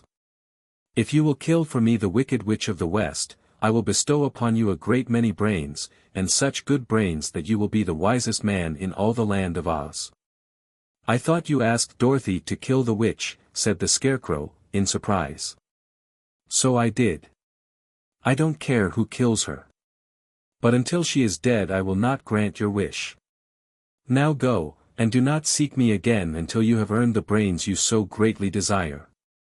The Scarecrow went sorrowfully back to his friends and told them what Oz had said. And Dorothy was surprised to find that the great wizard was not a head, as she had seen him, but a lovely lady. "All the same," said the Scarecrow, "she needs a heart as much as the Tin Woodman." On the next morning the soldier with the green whiskers came to the Tin Woodman and said, "Oz has sent for you. Follow me." So the Tin Woodman followed him and came to the great throne room. He did not know whether he would find Oz a lovely lady or a head, but he hoped it would be the lovely lady. "For," he said to himself, "if it is the head, I am sure I shall not be given a heart, since a head has no heart of its own and therefore cannot feel for me. But if it is the lovely lady I shall beg hard for a heart, for all ladies are themselves said to be kindly-hearted." But when the Woodman entered the great throne room he saw neither the head nor the lady, for Oz had taken the shape of a most terrible beast. It was nearly as big as an elephant, and the green throne seemed hardly strong enough to hold its weight. The beast had a head like that of a rhinoceros, only there were 5 eyes in its face. There were 5 long arms growing out of its body, and it also had 5 long, slim legs. Thick, woolly hair covered every part of it, and a more dreadful-looking monster could not be imagined. It was fortunate the Tin Woodman had no heart at that moment, for it would have beat loud and fast from terror. But being only tin, the Woodman was not at all afraid, although he was much disappointed. "I am Oz, the great and terrible," spoke the beast, in a voice that was one great roar.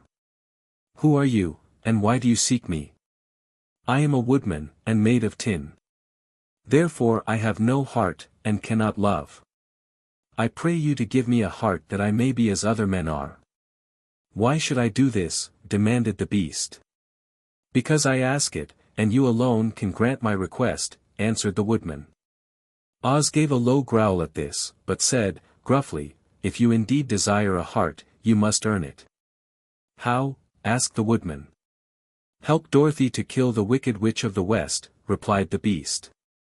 "When the witch is dead, come to me, and I will then give you the biggest and kindest and most loving heart in all the land of Oz." So the Tin Woodman was forced to return sorrowfully to his friends and tell them of the terrible beast he had seen. They all wondered greatly at the many forms the great wizard could take upon himself, and the lion said, "If he is a beast when I go to see him, I shall roar my loudest, and so frighten him that he will grant all I ask. And if he is the lovely lady, I shall pretend to spring upon her, and so compel her to do my bidding. And if he is the great head, he will be at my mercy, for I will roll this head all about the room until he promises to give us what we desire. So be of good cheer, my friends, for all will yet be well." The next morning the soldier with the green whiskers led the lion to the great throne room and bade him enter the presence of Oz. The lion at once passed through the door, and glancing around saw, to his surprise, that before the throne was a ball of fire, so fierce and glowing he could scarcely bear to gaze upon it. His first thought was that Oz had by accident caught on fire and was burning up, but when he tried to go nearer, the heat was so intense that it singed his whiskers, and he crept back tremblingly to a spot nearer the door. Then a low, quiet voice came from the ball of fire, and these were the words it spoke. "I am Oz, the great and terrible. Who are you, and why do you seek me?" And the lion answered, "I am a cowardly lion, afraid of everything. I came to you to beg that you give me courage, so that in reality I may become the king of beasts, as men call me." "Why should I give you courage?" demanded Oz. "Because of all wizards you are the greatest, and alone have power to grant my request," answered the lion. The ball of fire burned fiercely for a time, and the voice said, "Bring me proof that the wicked witch is dead, and that moment I will give you courage. But as long as the witch lives, you must remain a coward." The lion was angry at this speech, but could say nothing in reply, and while he stood silently gazing at the ball of fire it became so furiously hot that he turned tail and rushed from the room. He was glad to find his friends waiting for him, and told them of his terrible interview with the wizard. "What shall we do now?" asked Dorothy sadly. "There is only one thing we can do," returned the lion, "and that is to go to the land of the Winkies, seek out the wicked witch, and destroy her." "But suppose we cannot?" said the girl. "Then I shall never have courage," declared the lion. "And I shall never have brains," added the Scarecrow. "And I shall never have a heart," spoke the Tin Woodman. "And I shall never see Aunt Em and Uncle Henry," said Dorothy, beginning to cry. "Be careful," cried the green girl. "The tears will fall on your green silk gown and spot it." So Dorothy dried her eyes and said, "I suppose we must try it, but I am sure I do not want to kill anybody, even to see Aunt Em again." "I will go with you." "But I'm too much of a coward to kill the witch," said the lion. "I will go too," declared the Scarecrow, "but I shall not be of much help to you, I am such a fool." "I haven't the heart to harm even a witch," remarked the Tin Woodman. "But if you go I certainly shall go with you." Therefore it was decided to start upon their journey the next morning, and the woodman sharpened his axe on a green grindstone and had all his joints properly oiled. The Scarecrow stuffed himself with fresh straw and Dorothy put new paint on his eyes that he might see better. The green girl, who was very kind to them, filled Dorothy's basket with good things to eat, and fastened a little bell around Toto's neck with a green ribbon. They went to bed quite early and slept soundly until daylight, when they were awakened by the crowing of a green cock that lived in the backyard of the palace, and the cackling of a hen that had laid a green egg. Chapter 12 The Search for the Wicked Witch. The soldier with the green whiskers led them through the streets of the Emerald City until they reached the room where the guardian of the gates lived. This officer unlocked their spectacles to put them back in his great box, and then he politely opened the gate for our friends. "Which road leads to the Wicked Witch of the West?" asked Dorothy. "There is no road," answered the guardian of the gates. "No one ever wishes to go that way." "How, then, are we to find her?" inquired the girl. "That will be easy," replied the man, "for when she knows you are in the country of the Winkies she will find you, and make you all her slaves." "Perhaps not," said the Scarecrow, "for we mean to destroy her." "Oh, that is different," said the guardian of the gates. No one has ever destroyed her before, so I naturally thought she would make slaves of you, as she has of the rest. But take care. For she is wicked and fierce, and may not allow you to destroy her. Keep to the west, where the sun sets, and you cannot fail to find her." They thanked him and bade him goodbye, and turned toward the west, walking over fields of soft grass dotted here and there with daisies and buttercups. Dorothy still wore the pretty silk dress she had put on in the palace, but now, to her surprise, she found it was no longer green, but pure white. The ribbon around Toto's neck had also lost its green color and was as white as Dorothy's dress. The Emerald City was soon left far behind. As they advanced, the ground became rougher and hillier, for there were no farms nor houses in this country of the West, and the ground was untilled. In the afternoon the sun shone hot in their faces, for there were no trees to offer them shade. So that before night Dorothy and Toto and the lion were tired, and lay down upon the grass and fell asleep, with the Woodman and the Scarecrow keeping watch. Now the Wicked Witch of the West had but one eye, yet that was as powerful as a telescope, and could see everywhere. So, as she sat in the door of her castle, she happened to look around and saw Dorothy lying asleep, with her friends all about her. They were a long distance off, but the Wicked Witch was angry to find them in her country, so she blew upon a silver whistle that hung around her neck. At once there came running to her from all directions a pack of great wolves. They had long legs and fierce eyes and sharp teeth. "Go to those people," said the witch, "and tear them to pieces." "Are you not going to make them your slaves?" asked the leader of the wolves. "No," she answered, "one is of tin, and one of straw. One is a girl and another a lion. None of them is fit to work, so you may tear them into small pieces." "Very well," said the wolf, and he dashed away at full speed, followed by the others. It was lucky the Scarecrow and the Woodman were wide awake and heard the wolves coming. "This is my fight," said the Woodman, "so get behind me and I will meet them as they come." He seized his axe, which he had made very sharp, and as the leader of the wolves came on the Tin Woodman swung his arm and chopped the wolf's head from its body, so that it immediately died.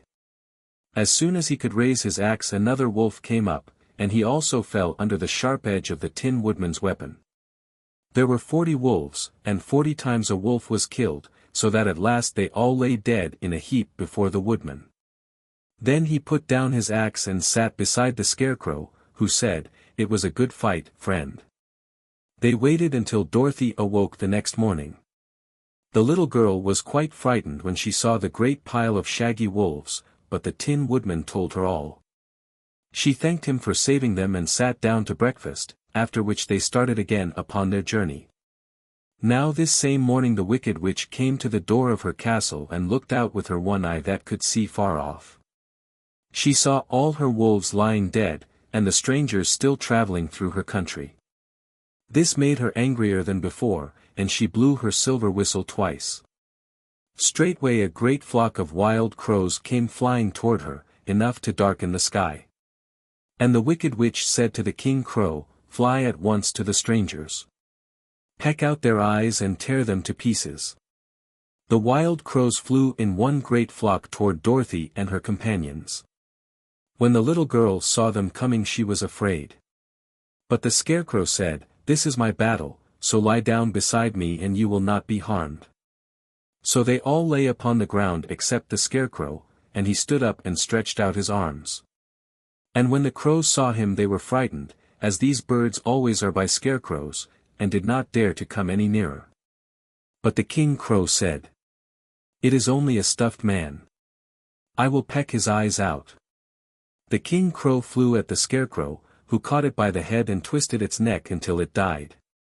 And then another crow flew at him, and the Scarecrow twisted its neck also. There were 40 crows, and 40 times the Scarecrow twisted a neck, until at last all were lying dead beside him. Then he called to his companions to rise, and again they went upon their journey. When the Wicked Witch looked out again and saw all her crows lying in a heap, she got into a terrible rage, and blew 3 times upon her silver whistle. Forthwith there was heard a great buzzing in the air, and a swarm of black bees came flying toward her. "Go to the strangers and sting them to death," commanded the witch, and the bees turned and flew rapidly until they came to where Dorothy and her friends were walking. But the Woodman had seen them coming, and the Scarecrow had decided what to do. "Take out my straw and scatter it over the little girl and the dog and the lion," he said to the Woodman, "and the bees cannot sting them." This the Woodman did, and as Dorothy lay close beside the lion and held Toto in her arms, the straw covered them entirely. The bees came and found no one but the Woodman to sting, so they flew at him and broke off all their stings against the tin, without hurting the Woodman at all. And as bees cannot live when their stings are broken, that was the end of the black bees, and they lay scattered thick about the Woodman, like little heaps of fine coal. Then Dorothy and the lion got up, and the girl helped the Tin Woodman put the straw back into the Scarecrow again, until he was as good as ever. So they started upon their journey once more. The Wicked Witch was so angry when she saw her black bees in little heaps like fine coal that she stamped her foot and tore her hair and gnashed her teeth. And then she called a dozen of her slaves, who were the Winkies, and gave them sharp spears, telling them to go to the strangers and destroy them. The Winkies were not a brave people, but they had to do as they were told. So they marched away until they came near to Dorothy. Then the lion gave a great roar and sprang towards them, and the poor Winkies were so frightened that they ran back as fast as they could. When they returned to the castle, the Wicked Witch beat them well with a strap, and sent them back to their work, after which she sat down to think what she should do next. She could not understand how all her plans to destroy these strangers had failed, but she was a powerful witch, as well as a wicked one, and she soon made up her mind how to act. There was, in her cupboard, a golden cap, with a circle of diamonds and rubies running round it. This golden cap had a charm. Whoever owned it could call 3 times upon the winged monkeys, who would obey any order they were given. But no person could command these strange creatures more than 3 times. Twice already the Wicked Witch had used the charm of the cap. Once was when she had made the Winkies her slaves, and set herself to rule over their country. The winged monkeys had helped her do this. The second time was when she had fought against the Great Oz himself, and driven him out of the land of the West. The winged monkeys had also helped her in doing this. Only once more could she use this golden cap, for which reason she did not like to do so until all her other powers were exhausted. But now that her fierce wolves and her wild crows and her stinging bees were gone, and her slaves had been scared away by the cowardly lion, she saw there was only one way left to destroy Dorothy and her friends. So the Wicked Witch took the golden cap from her cupboard and placed it upon her head. Then she stood upon her left foot and said slowly, "Eppe, peppe, kakko." Next she stood upon her right foot and said, "Hillo, holo, hello." After this she stood upon both feet and cried in a loud voice, "Zzy, zzy, zik." Now the charm began to work. The sky was darkened, and a low rumbling sound was heard in the air. There was a rushing of many wings, a great chattering and laughing, and the sun came out of the dark sky to show the Wicked Witch surrounded by a crowd of monkeys, each with a pair of immense and powerful wings on his shoulders. One, much bigger than the others, seemed to be their leader. He flew close to the witch and said, "You have called us for the 3rd and last time. What do you command?" "Go to the strangers who are within my land and destroy them all except the lion," said the Wicked Witch. "Bring that beast to me, for I have a mind to harness him like a horse, and make him work." "Your commands shall be obeyed," said the leader. Then, with a great deal of chattering and noise, the winged monkeys flew away to the place where Dorothy and her friends were walking. Some of the monkeys seized the Tin Woodman and carried him through the air until they were over a country thickly covered with sharp rocks. Here they dropped the poor Woodman, who fell a great distance to the rocks, where he lay so battered and dented that he could neither move nor groan. Others of the monkeys caught the Scarecrow, and with their long fingers pulled all of the straw out of his clothes and head. They made his hat and boots and clothes into a small bundle and threw it into the top branches of a tall tree. The remaining monkeys threw pieces of stout rope around the lion and wound many coils about his body and head and legs, until he was unable to bite or scratch or struggle in any way. Then they lifted him up and flew away with him to the witch's castle, where he was placed in a small yard with a high iron fence around it, so that he could not escape. But Dorothy they did not harm at all. She stood, with Toto in her arms, watching the sad fate of her comrades and thinking it would soon be her turn. The leader of the winged monkeys flew up to her, his long, hairy arms stretched out and his ugly face grinning terribly. But he saw the mark of the good witch's kiss upon her forehead and stopped short, motioning the others not to touch her. "We dare not harm this little girl," he said to them, "for she is protected by the power of good, and that is greater than the power of evil. All we can do is to carry her to the castle of the wicked witch and leave her there." So, carefully and gently, they lifted Dorothy in their arms and carried her swiftly through the air until they came to the castle, where they set her down upon the front doorstep. Then the leader said to the witch, "We have obeyed you as far as we were able. The Tin Woodman and the Scarecrow are destroyed, and the lion is tied up in your yard. The little girl we dare not harm, nor the dog she carries in her arms.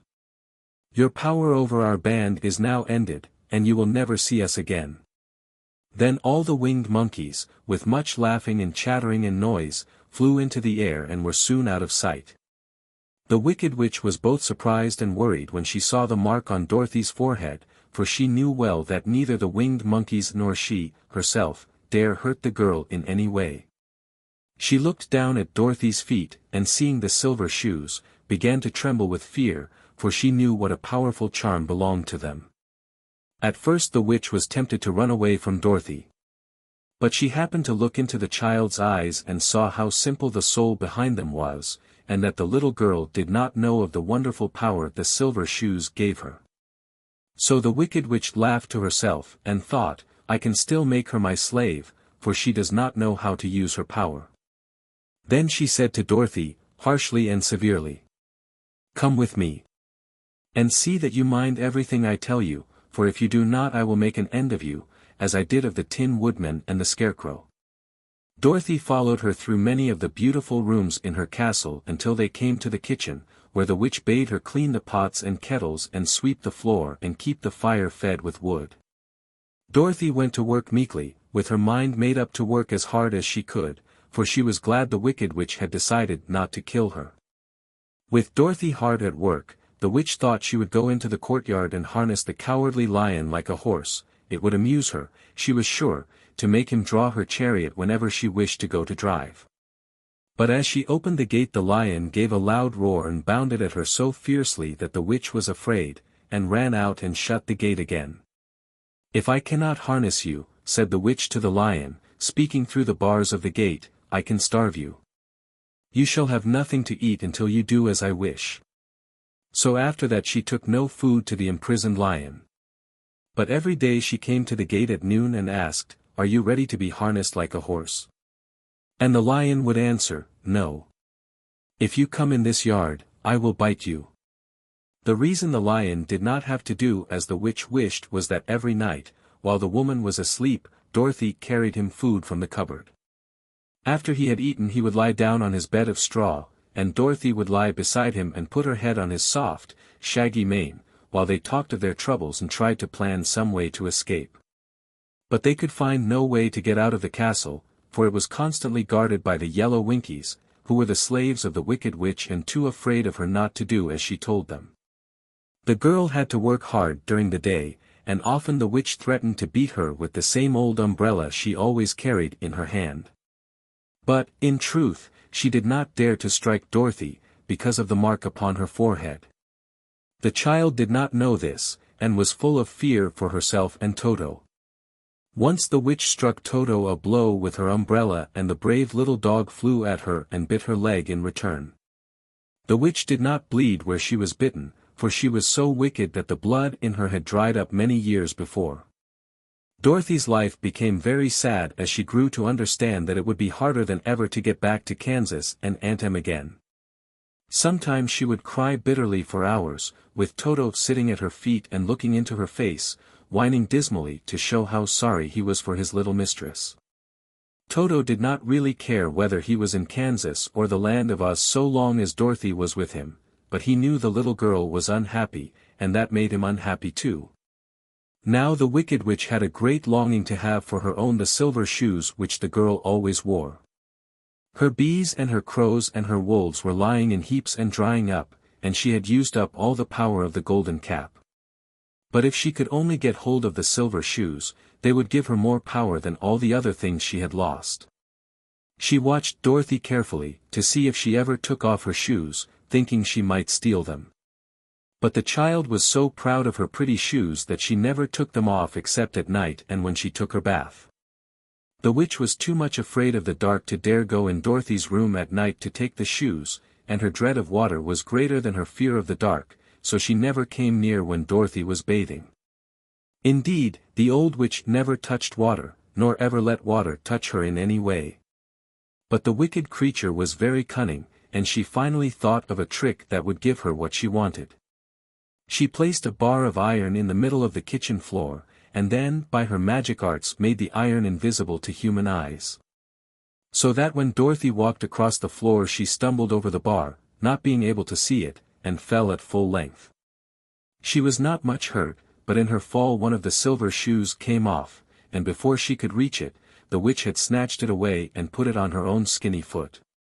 The wicked woman was greatly pleased with the success of her trick, for as long as she had one of the shoes she owned half the power of their charm, and Dorothy could not use it against her, even had she known how to do so.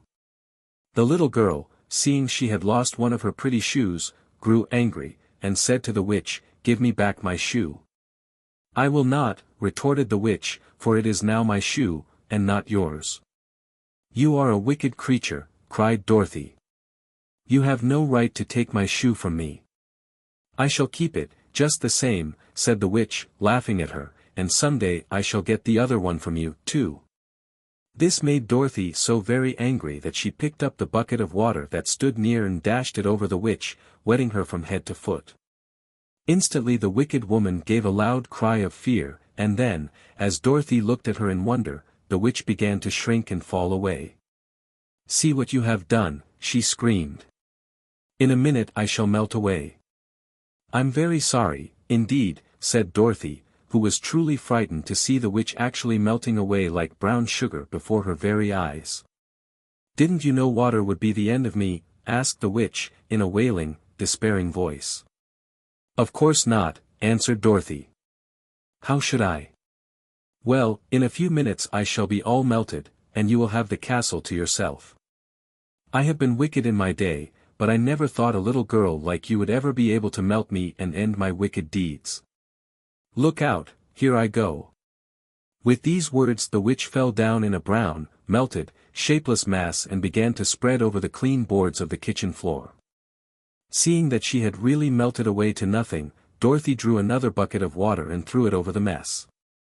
She then swept it all out the door. After picking out the silver shoe, which was all that was left of the old woman, she cleaned and dried it with a cloth, and put it on her foot again. Then, being at last free to do as she chose, she ran out to the courtyard to tell the lion that the wicked witch of the West had come to an end, and that they were no longer prisoners in a strange land. Chapter 13 The Rescue. The cowardly lion was much pleased to hear that the wicked witch had been melted by a bucket of water, and Dorothy at once unlocked the gate of his prison and set him free. They went in together to the castle, where Dorothy's first act was to call all the Winkies together and tell them that they were no longer slaves. There was great rejoicing among the yellow Winkies, for they had been made to work hard during many years for the wicked witch, who had always treated them with great cruelty.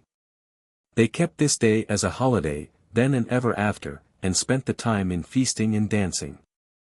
"If our friends, the Scarecrow and the Tin Woodman, were only with us," said the lion, "I should be quite happy." "Don't you suppose we could rescue them?" asked the girl anxiously. "We can try," answered the lion. So they called the yellow Winkies and asked them if they would help to rescue their friends, and the Winkies said that they would be delighted to do all in their power for Dorothy, who had set them free from bondage. So she chose a number of the Winkies who looked as if they knew the most, and they all started away. They traveled that day and part of the next until they came to the rocky plain where the Tin Woodman lay, all battered and bent. His axe was near him, but the blade was rusted and the handle broken off short. The Winkies lifted him tenderly in their arms, and carried him back to the yellow castle again, Dorothy shedding a few tears by the way at the sad plight of her old friend, and the lion looking sober and sorry. When they reached the castle, Dorothy said to the Winkies, "Are any of your people tinsmiths?" "Oh, yes. Some of us are very good tinsmiths," they told her. "Then bring them to me," she said. And when the tinsmiths came, bringing with them all their tools and baskets, she inquired, "Can you straighten out those dents in the Tin Woodman, and bend him back into shape again, and solder him together where he is broken?" The tinsmiths looked the Woodman over carefully and then answered that they thought they could mend him so he would be as good as ever. So they set to work in one of the big yellow rooms of the castle and worked for 3 days and 4 nights, hammering and twisting and bending and soldering and polishing and pounding at the legs and body and head of the Tin Woodman. Until at last he was straightened out into his old form, and his joints worked as well as ever. To be sure, there were several patches on him, but the tinsmiths did a good job, and as the Woodman was not a vain man he did not mind the patches at all. When, at last, he walked into Dorothy's room and thanked her for rescuing him, he was so pleased that he wept tears of joy, and Dorothy had to wipe every tear carefully from his face with her apron, so his joints would not be rusted. At the same time her own tears fell thick and fast at the joy of meeting her old friend again, and these tears did not need to be wiped away. As for the lion, he wiped his eyes so often with the tip of his tail that it became quite wet, and he was obliged to go out into the courtyard and hold it in the sun till it dried. "If we only had the Scarecrow with us again," said the Tin Woodman, when Dorothy had finished telling him everything that had happened, "I should be quite happy." "We must try to find him," said the girl. So she called the Winkies to help her, and they walked all that day and part of the next until they came to the tall tree in the branches of which the winged monkeys had tossed the Scarecrow's clothes. It was a very tall tree, and the trunk was so smooth that no one could climb it, but the Woodman said at once, "I'll chop it down, and then we can get the Scarecrow's clothes." Now while the tinsmiths had been at work mending the Woodman himself, another of the Winkies, who was a goldsmith, had made an axe handle of solid gold and fitted it to the Woodman's axe, instead of the old broken handle. Others polished the blade until all the rust was removed and it glistened like burnished silver. As soon as he had spoken, the Tin Woodman began to chop, and in a short time the tree fell over with a crash, whereupon the Scarecrow's clothes fell out of the branches and rolled off on the ground. Dorothy picked them up and had the Winkies carry them back to the castle, where they were stuffed with nice, clean straw, and behold! Here was the Scarecrow, as good as ever, thanking them over and over again for saving him. Now that they were reunited, Dorothy and her friends spent a few happy days at the Yellow Castle, where they found everything they needed to make them comfortable. But one day the girl thought of Aunt Em, and said, "We must go back to Oz, and claim his promise." "Yes," said the Woodman, "at last I shall get my heart." "And I shall get my brains," added the Scarecrow joyfully. "And I shall get my courage," said the Lion thoughtfully. "And I shall get back to Kansas," cried Dorothy, clapping her hands. "Oh, let us start for the Emerald City tomorrow." This they decided to do. The next day they called the Winkies together and bade them goodbye. The Winkies were sorry to have them go, and they had grown so fond of the Tin Woodman that they begged him to stay and rule over them and the Yellow Land of the West. Finding they were determined to go, the Winkies gave Toto and the Lion each a golden collar, and to Dorothy they presented a beautiful bracelet studded with diamonds. And to the Scarecrow they gave a gold-headed walking stick, to keep him from stumbling, and to the Tin Woodman they offered a silver oil can, inlaid with gold and set with precious jewels. Every one of the travelers made the Winkies a pretty speech in return, and all shook hands with them until their arms ached. Dorothy went to the witch's cupboard to fill her basket with food for the journey, and there she saw the golden cap. She tried it on her own head and found that it fitted her exactly. She did not know anything about the charm of the golden cap, but she saw that it was pretty, so she made up her mind to wear it and carry her sunbonnet in the basket. Then, being prepared for the journey, they all started for the Emerald City, and the Winkies gave them 3 cheers and many good wishes to carry with them. Chapter 14 The Winged Monkeys. You will remember there was no road, not even a pathway, between the castle of the Wicked Witch and the Emerald City. When the four travelers went in search of the witch, she had seen them coming, and so sent the winged monkeys to bring them to her. It was much harder to find their way back through the big fields of buttercups and yellow daisies than it was being carried. They knew, of course, they must go straight east, toward the rising sun, and they started off in the right way. But at noon, when the sun was over their heads, they did not know which was east and which was west, and that was the reason they were lost in the great fields. They kept on walking, however, and at night the moon came out and shone brightly. So they lay down among the sweet-smelling yellow flowers and slept soundly until morning, all but the Scarecrow and the Tin Woodman. The next morning the sun was behind a cloud, but they started on, as if they were quite sure which way they were going. "If we walk far enough," said Dorothy, "I am sure we shall sometime come to some place." But day by day passed away, and they still saw nothing before them but the scarlet fields. The Scarecrow began to grumble a bit. "We have surely lost our way," he said, "and unless we find it again in time to reach the Emerald City, I shall never get my brains." "Nor I my heart," declared the Tin Woodman. "It seems to me I can scarcely wait till I get to Oz, and you must admit this is a very long journey." "You see," said the Cowardly Lion, with a whimper, "I haven't the courage to keep tramping forever, without getting anywhere at all." Then Dorothy lost heart. She sat down on the grass and looked at her companions, and they sat down and looked at her, and Toto found that for the first time in his life he was too tired to chase a butterfly that flew past his head. So he put out his tongue and panted and looked at Dorothy as if to ask what they should do next. "Suppose we call the field mice," she suggested. "They could probably tell us the way to the Emerald City." "To be sure they could," cried the Scarecrow. "Why didn't we think of that before?" Dorothy blew the little whistle she had always carried about her neck since the Queen of the Mice had given it to her. In a few minutes they heard the pattering of tiny feet, and many of the small gray mice came running up to her. Among them was the Queen herself, who asked, in her squeaky little voice, "What can I do for my friends?" "We have lost our way," said Dorothy.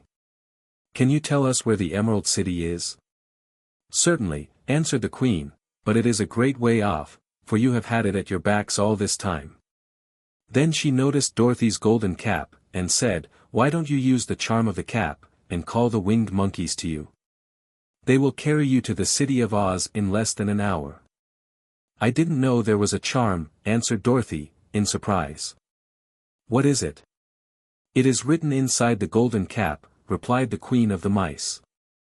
"But if you are going to call the winged monkeys we must run away, for they are full of mischief and think it great fun to plague us." "Won't they hurt me?" asked the girl anxiously. "Oh, no. They must obey the wearer of the cap. Goodbye." And she scampered out of sight, with all the mice hurrying after her. Dorothy looked inside the golden cap and saw some words written upon the lining.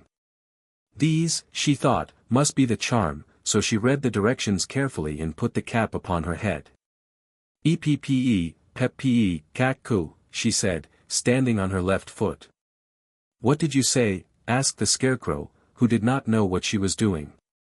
"Hill-lo, hol-lo, hell-lo." Dorothy went on, standing this time on her right foot. "Hello," replied the Tin Woodman calmly. "Ziz-zy, zuz-zy, zik," said Dorothy, who was now standing on both feet. This ended the saying of the charm, and they heard a great chattering and flapping of wings, as the band of winged monkeys flew up to them. The king bowed low before Dorothy, and asked, "What is your command?" "We wish to go to the Emerald City," said the child, "and we have lost our way." "We will carry you," replied the king, and no sooner had he spoken than two of the monkeys caught Dorothy in their arms and flew away with her. Others took the Scarecrow and the Woodman and the Lion, and one little monkey seized Toto and flew after them, although the dog tried hard to bite him. The Scarecrow and the Tin Woodman were rather frightened at first, for they remembered how badly the winged monkeys had treated them before. But they saw that no harm was intended, so they rode through the air quite cheerfully, and had a fine time looking at the pretty gardens and woods far below them. Dorothy found herself riding easily between two of the biggest monkeys, one of them the king himself. They had made a chair of their hands and were careful not to hurt her. "Why do you have to obey the charm of the golden cap?" she asked. "That is a long story," answered the king, with a winged laugh, "but as we have a long journey before us, I will pass the time by telling you about it, if you wish." "I shall be glad to hear it," she replied. "Once," began the leader, "we were a free people, living happily in the great forest, flying from tree to tree, eating nuts and fruit, and doing just as we pleased without calling anybody master. Perhaps some of us were rather too full of mischief at times, flying down to pull the tails of the animals that had no wings, chasing birds, and throwing nuts at the people who walked in the forest. But we were careless and happy and full of fun, and enjoyed every minute of the day. This was many years ago, long before Oz came out of the clouds to rule over this land. There lived here then, away at the north, a beautiful princess, who was also a powerful sorceress.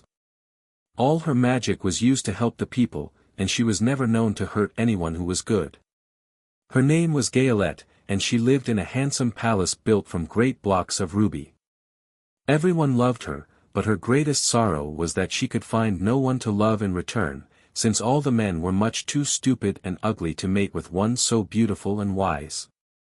At last, however, she found a boy who was handsome and manly and wise beyond his years. Gayelette made up her mind that when he grew to be a man she would make him her husband, so she took him to her ruby palace and used all her magic powers to make him as strong and good and lovely as any woman could wish. When he grew to manhood, Quilala, as he was called, was said to be the best and wisest man in all the land, while his manly beauty was so great that Gayelette loved him dearly, and hastened to make everything ready for the wedding. My grandfather was at that time the king of the winged monkeys which lived in the forest near Gayelette's palace, and the old fellow loved a joke better than a good dinner. One day, just before the wedding, my grandfather was flying out with his band when he saw Quilala walking beside the river.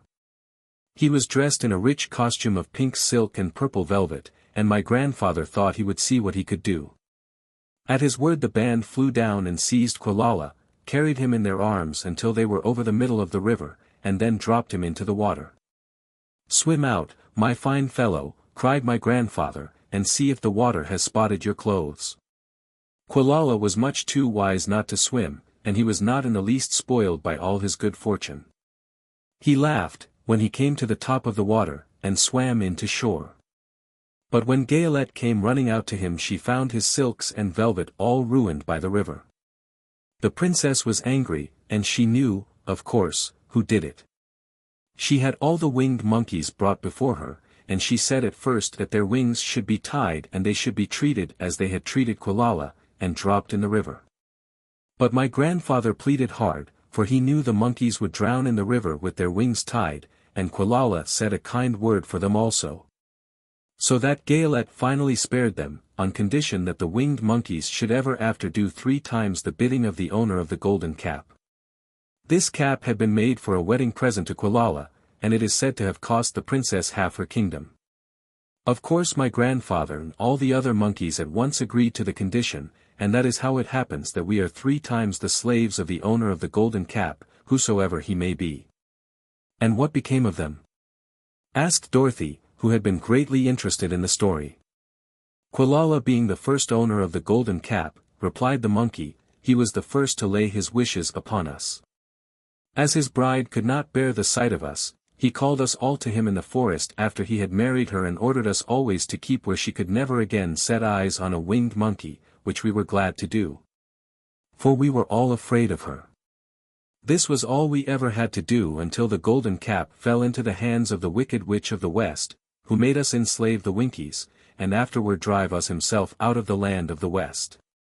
Now the golden cap is yours, and 3 times you have the right to lay your wishes upon us." As the Monkey King finished his story Dorothy looked down and saw the green, shining walls of the Emerald City before them. She wondered at the rapid flight of the monkeys, but was glad the journey was over. The strange creatures set the travelers down carefully before the gate of the city, the king bowed low to Dorothy, and then flew swiftly away, followed by all his band. "That was a good ride," said the little girl. "Yes, and a quick way out of our troubles," replied the lion.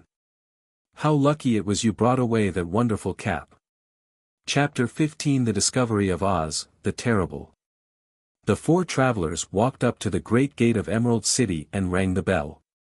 After ringing several times, it was opened by the same guardian of the gates they had met before. "What? Are you back again?" he asked, in surprise. "Do you not see us?" answered the Scarecrow.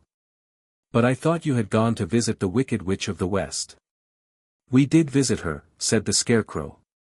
"And she let you go again?" asked the man, in wonder.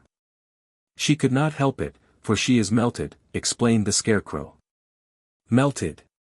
Well, that is good news, indeed," said the man. "Who melted her?" "It was Dorothy," said the lion gravely. "Good gracious," exclaimed the man, and he bowed very low indeed before her. Then he led them into his little room and locked the spectacles from the great box on all their eyes, just as he had done before. Afterward they passed on through the gate into the Emerald City. When the people heard from the guardian of the gates that Dorothy had melted the Wicked Witch of the West, they all gathered around the travelers and followed them in a great crowd to the Palace of Oz. The soldier with the green whiskers was still on guard before the door, but he let them in at once, and they were again met by the beautiful green girl, who showed each of them to their old rooms at once. So they might rest until the great Oz was ready to receive them. The soldier had the news carried straight to Oz that Dorothy and the other travelers had come back again, after destroying the Wicked Witch, but Oz made no reply. They thought the great wizard would send for them at once, but he did not. They had no word from him the next day, nor the next, nor the next. The waiting was tiresome and wearing, and at last they grew vexed that Oz should treat them in so poor a fashion, after sending them to undergo hardships and slavery. So the Scarecrow at last asked the green girl to take another message to Oz, saying if he did not let them in to see him at once they would call the winged monkeys to help them, and find out whether he kept his promises or not. When the wizard was given this message he was so frightened that he sent word for them to come to the throne room at 4 minutes after 9 o'clock the next morning. He had once met the winged monkeys in the land of the West, and he did not wish to meet them again. The four travelers passed a sleepless night, each thinking of the gift Oz had promised to bestow on him. Dorothy fell asleep only once, and then she dreamed she was in Kansas, where Aunt Em was telling her how glad she was to have her little girl at home again.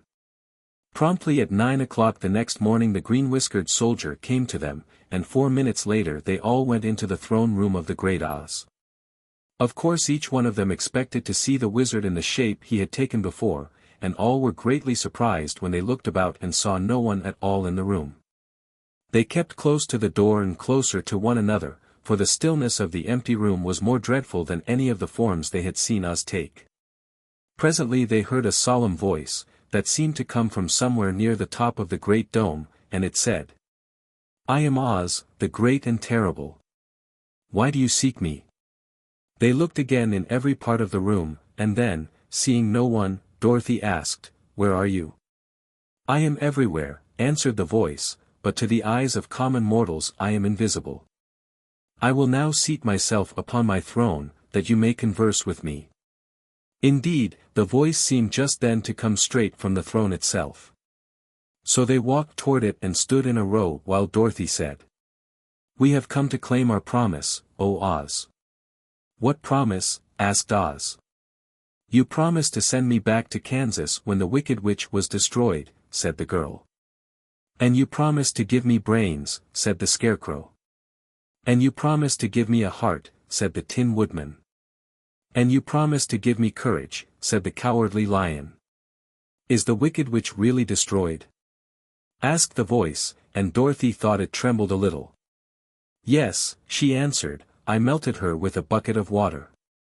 "Dear me," said the voice, "how sudden. Well, come to me tomorrow, for I must have time to think it over." "You've had plenty of time already," said the Tin Woodman angrily. "We shan't wait a day longer," said the Scarecrow. You must keep your promises to us, exclaimed Dorothy. The lion thought it might be as well to frighten the wizard, so he gave a large, loud roar, which was so fierce and dreadful that Toto jumped away from him in alarm and tipped over the screen that stood in a corner. As it fell with a crash they looked that way, and the next moment all of them were filled with wonder. For they saw, standing in just the spot the screen had hidden, a little old man, with a bald head and a wrinkled face, who seemed to be as much surprised as they were. The Tin Woodman, raising his axe, rushed toward the little man and cried out, "Who are you?" "I am Oz, the Great and Terrible," said the little man, in a trembling voice. "But don't strike me, please don't, and I'll do anything you want me to." Our friends looked at him in surprise and dismay. "I thought Oz was a great head," said Dorothy. "And I thought Oz was a lovely lady," said the Scarecrow. "And I thought Oz was a terrible beast," said the Tin Woodman. "And I thought Oz was a ball of fire," exclaimed the lion. "No, you are all wrong," said the little man meekly. "I have been making believe." "Making believe," cried Dorothy. "Are you not a great wizard?" "Hush, my dear," he said. "Don't speak so loud, or you will be overheard, and I should be ruined. I'm supposed to be a great wizard." "And aren't you?" she asked. "Not a bit of it, my dear, I'm just a common man." "You're more than that," said the Scarecrow, in a grieved tone, "you're a humbug." "Exactly so," declared the little man, rubbing his hands together as if it pleased him. "I am a humbug. But this is terrible," said the Tin Woodman. "How shall I ever get my heart?" "Or I my courage?" asked the lion. "Or I my brains?" wailed the Scarecrow, wiping the tears from his eyes with his coat sleeve. "My dear friends," said Oz, "I pray you not to speak of these little things. Think of me, and the terrible trouble I'm in at being found out." "Doesn't anyone else know you're a humbug?" asked Dorothy. "No one knows it but you four, and myself," replied Oz. "I have fooled everyone so long that I thought I should never be found out. It was a great mistake my ever letting you into the throne room. Usually I will not see even my subjects, and so they believe I am something terrible." "But, I don't understand," said Dorothy, in bewilderment. "How was it that you appeared to me as a great head?" "That was one of my tricks," answered Oz. "Step this way, please, and I will tell you all about it." He led the way to a small chamber in the rear of the throne room, and they all followed him. He pointed to one corner, in which lay the great head, made out of many thicknesses of paper, and with a carefully painted face. "This I hung from the ceiling by a wire," said Oz. "I stood behind the screen and pulled a thread, to make the eyes move and the mouth open." "But how about the voice?" she inquired. "Oh, I am a ventriloquist," said the little man.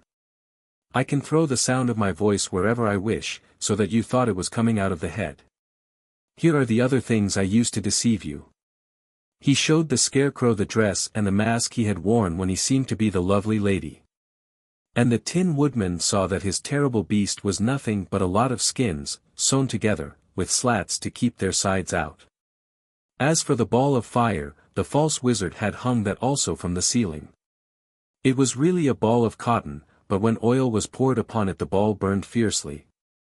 "Really," said the Scarecrow, "you ought to be ashamed of yourself for being such a humbug." I certainly am," answered the little man sorrowfully. "But it was the only thing I could do. Sit down, please, there are plenty of chairs, and I will tell you my story." So they sat down and listened while he told the following tale. "I was born in Omaha." "Why, that isn't very far from Kansas," cried Dorothy.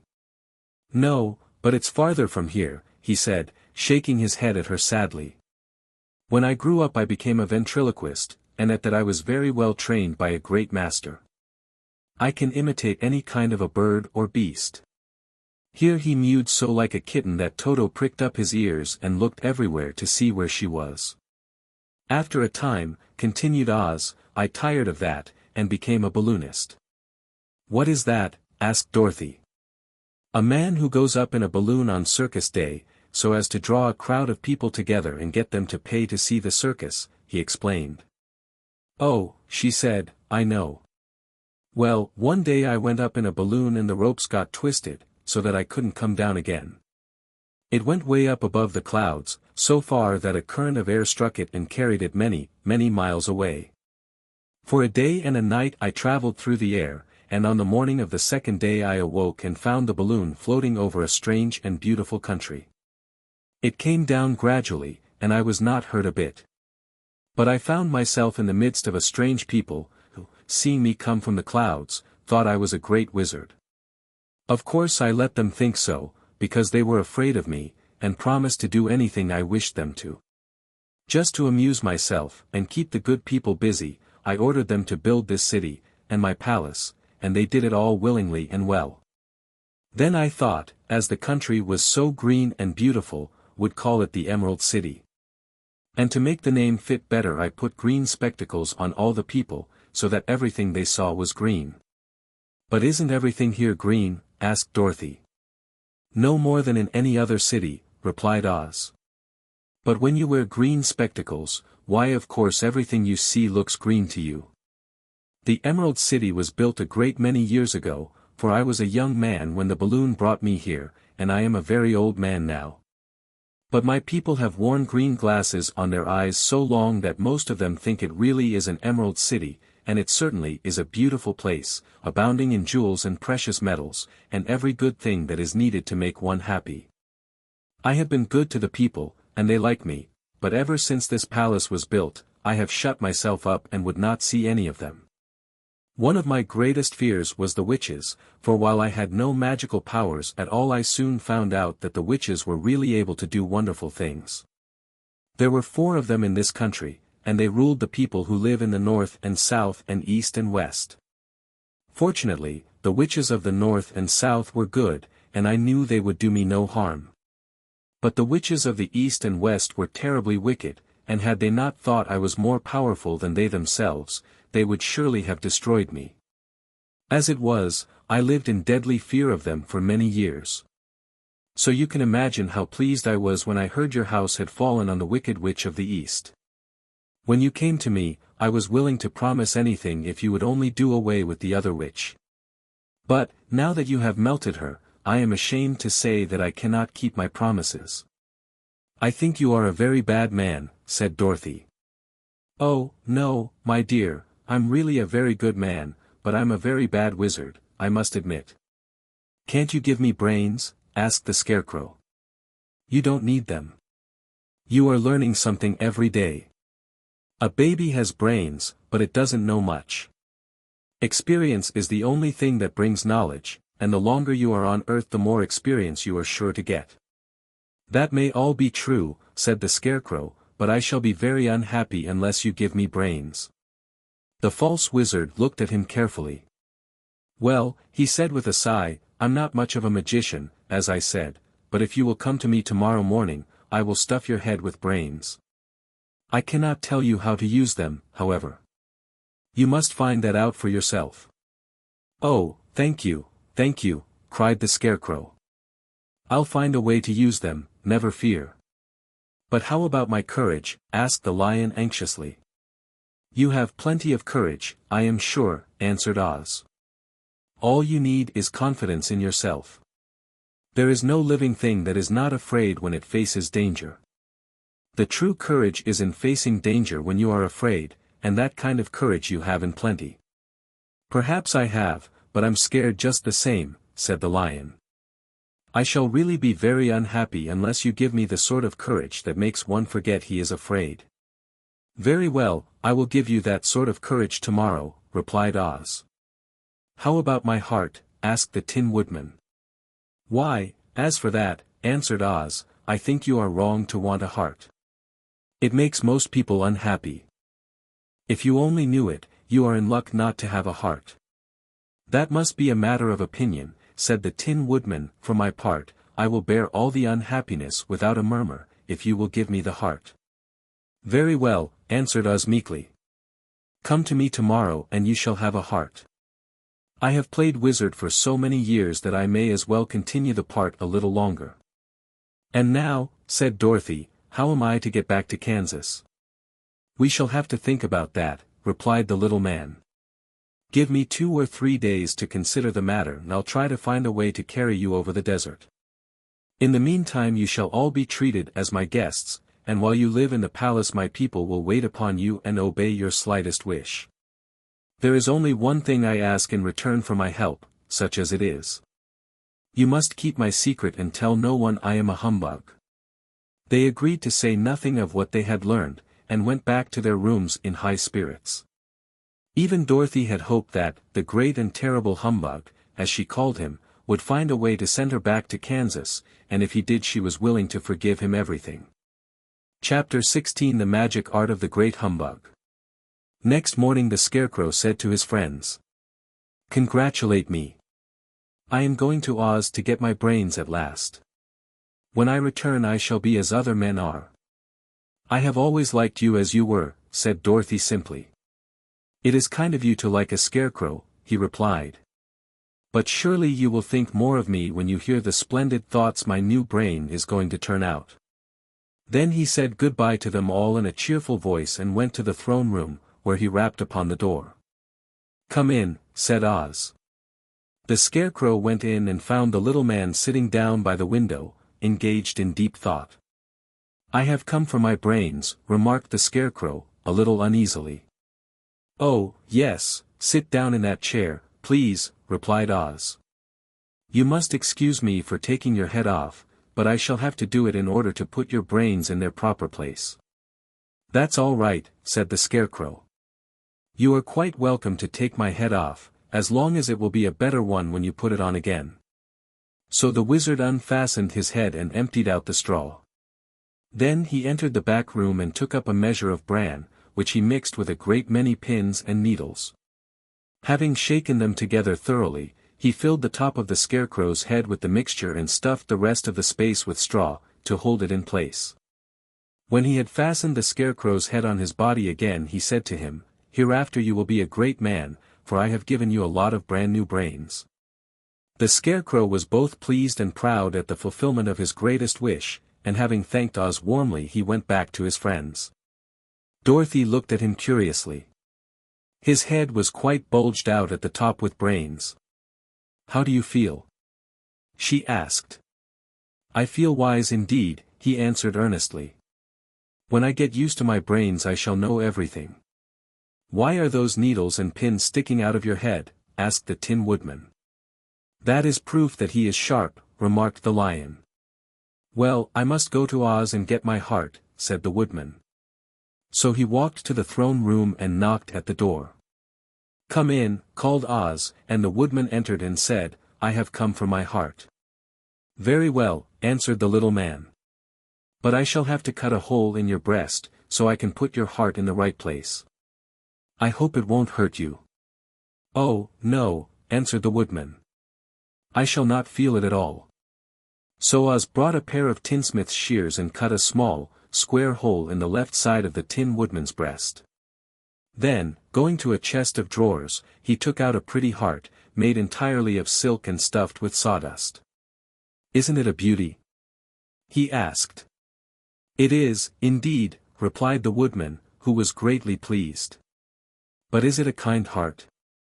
"Oh, very," answered Oz. He put the heart in the Woodman's breast and then replaced the square of tin, soldering it neatly together where it had been cut. "There," said he, "now you have a heart that any man might be proud of. I'm sorry I had to put a patch on your breast, but it really couldn't be helped." "Never mind the patch," exclaimed the happy Woodman. "I am very grateful to you, and shall never forget your kindness." "Don't speak of it," replied Oz. Then the Tin Woodman went back to his friends, who wished him every joy on account of his good fortune. The Lion now walked to the throne room and knocked at the door. "Come in," said Oz. "I have come for my courage," announced the Lion, entering the room. "Very well," answered the little man, "I will get it for you." He went to a cupboard and reaching up to a high shelf took down a square green bottle, the contents of which he poured into a green gold dish, beautifully carved.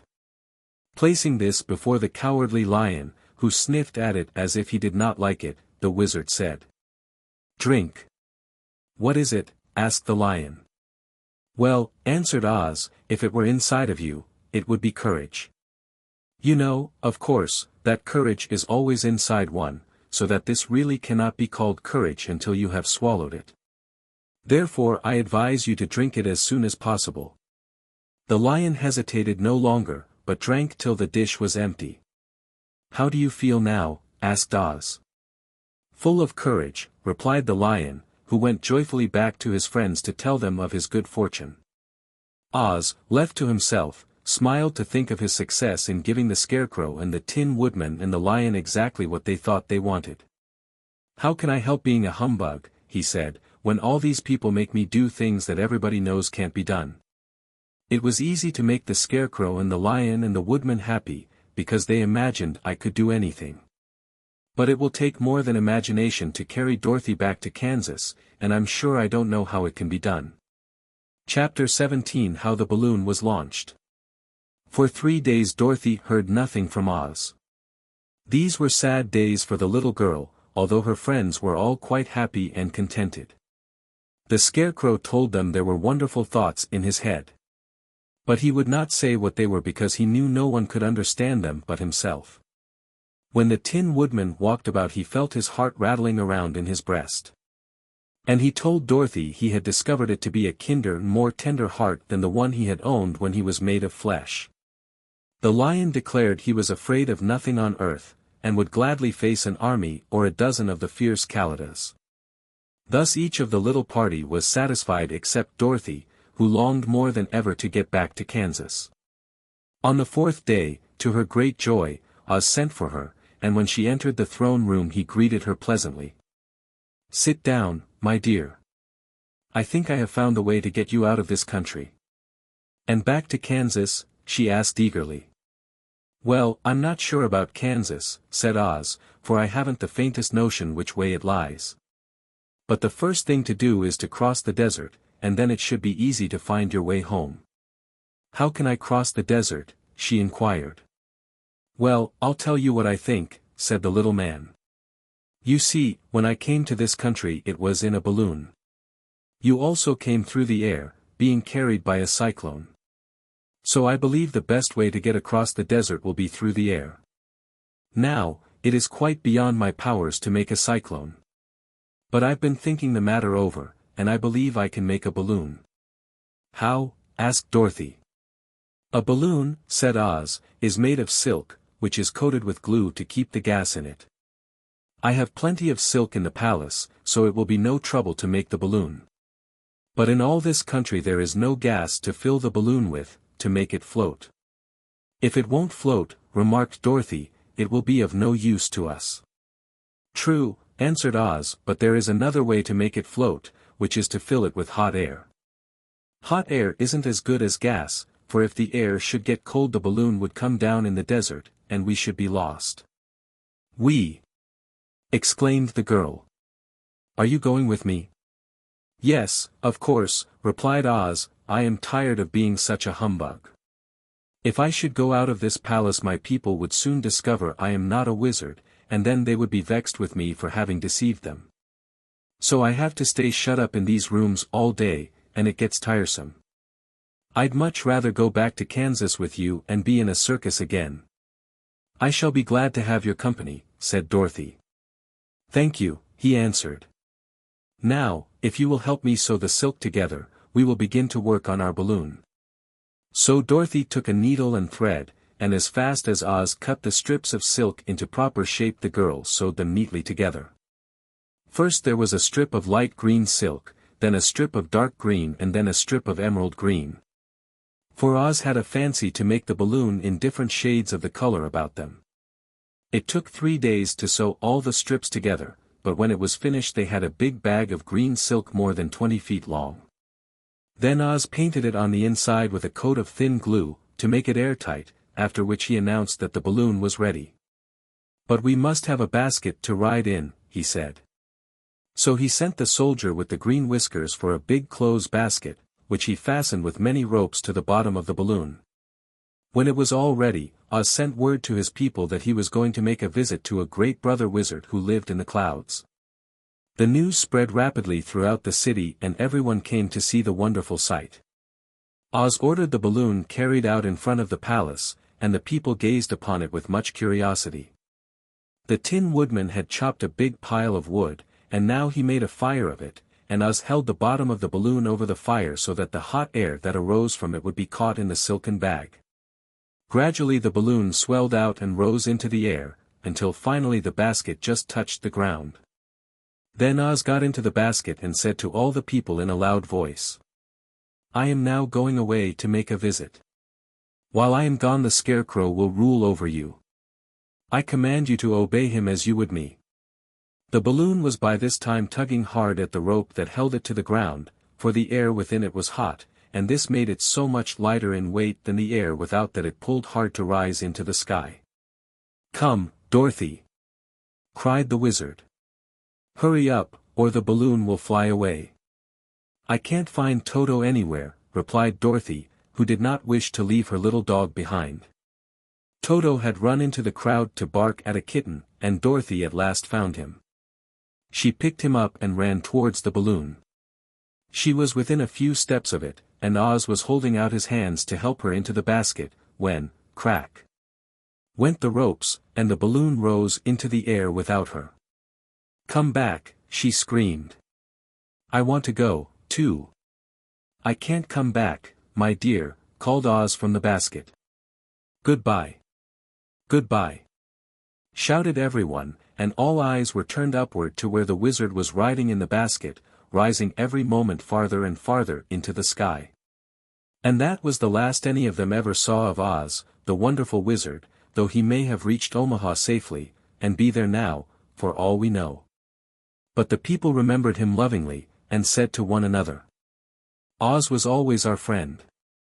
When he was here he built for us this beautiful Emerald City, and now he is gone he has left the wise Scarecrow to rule over us." Still, for many days they grieved over the loss of the wonderful wizard, and would not be comforted.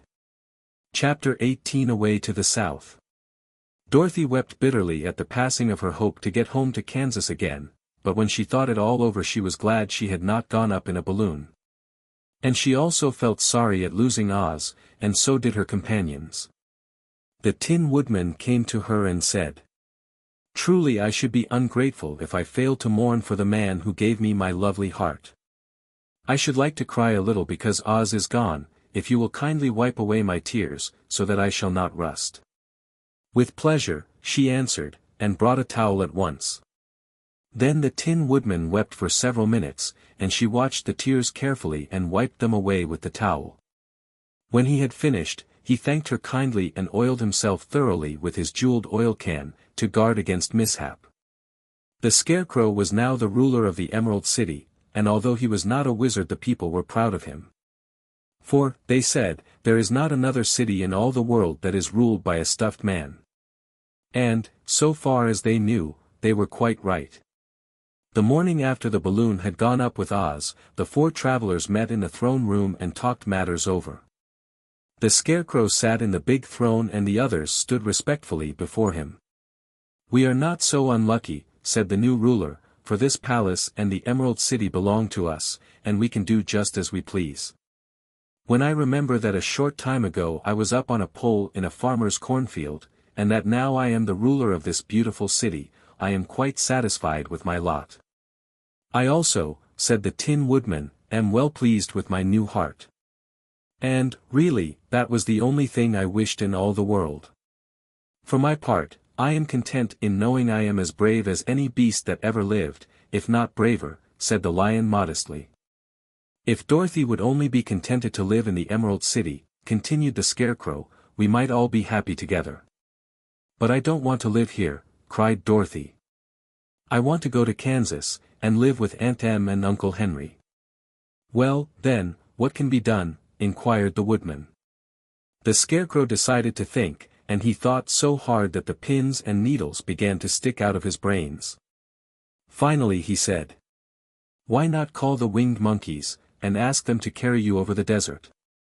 "I never thought of that," said Dorothy joyfully. It's just the thing. I'll go at once for the golden cap. When she brought it into the throne room she spoke the magic words, and soon the band of winged monkeys flew in through the open window and stood beside her. "This is the second time you have called us," said the Monkey King, bowing before the little girl. "What do you wish?" "I want you to fly with me to Kansas," said Dorothy. But the Monkey King shook his head. "That cannot be done," he said. "We belong to this country alone, and cannot leave it. There has never been a winged monkey in Kansas yet, and I suppose there never will be, for they don't belong there. We shall be glad to serve you in any way in our power, but we cannot cross the desert. Goodbye." And with another bow, the Monkey King spread his wings and flew away through the window, followed by all his band. Dorothy was ready to cry with disappointment. "I have wasted the charm of the golden cap to no purpose," she said, "for the winged monkeys cannot help me." "It is certainly too bad," said the tender-hearted Woodman. The Scarecrow was thinking again, and his head bulged out so horribly that Dorothy feared it would burst. "Let us call in the soldier with the green whiskers," he said, "and ask his advice." So the soldier was summoned and entered the throne room timidly, for while Oz was alive he never was allowed to come farther than the door. "This little girl," said the Scarecrow to the soldier, "wishes to cross the desert. How can she do so?" "I cannot tell," answered the soldier, "for nobody has ever crossed the desert, unless it is Oz himself." "Is there no one who can help me?" asked Dorothy earnestly. "Glinda might," he suggested. "Who is Glinda?" inquired the Scarecrow. "The Witch of the South. She is the most powerful of all the witches, and rules over the Quadlings. Besides, her castle stands on the edge of the desert, so she may know a way to cross it."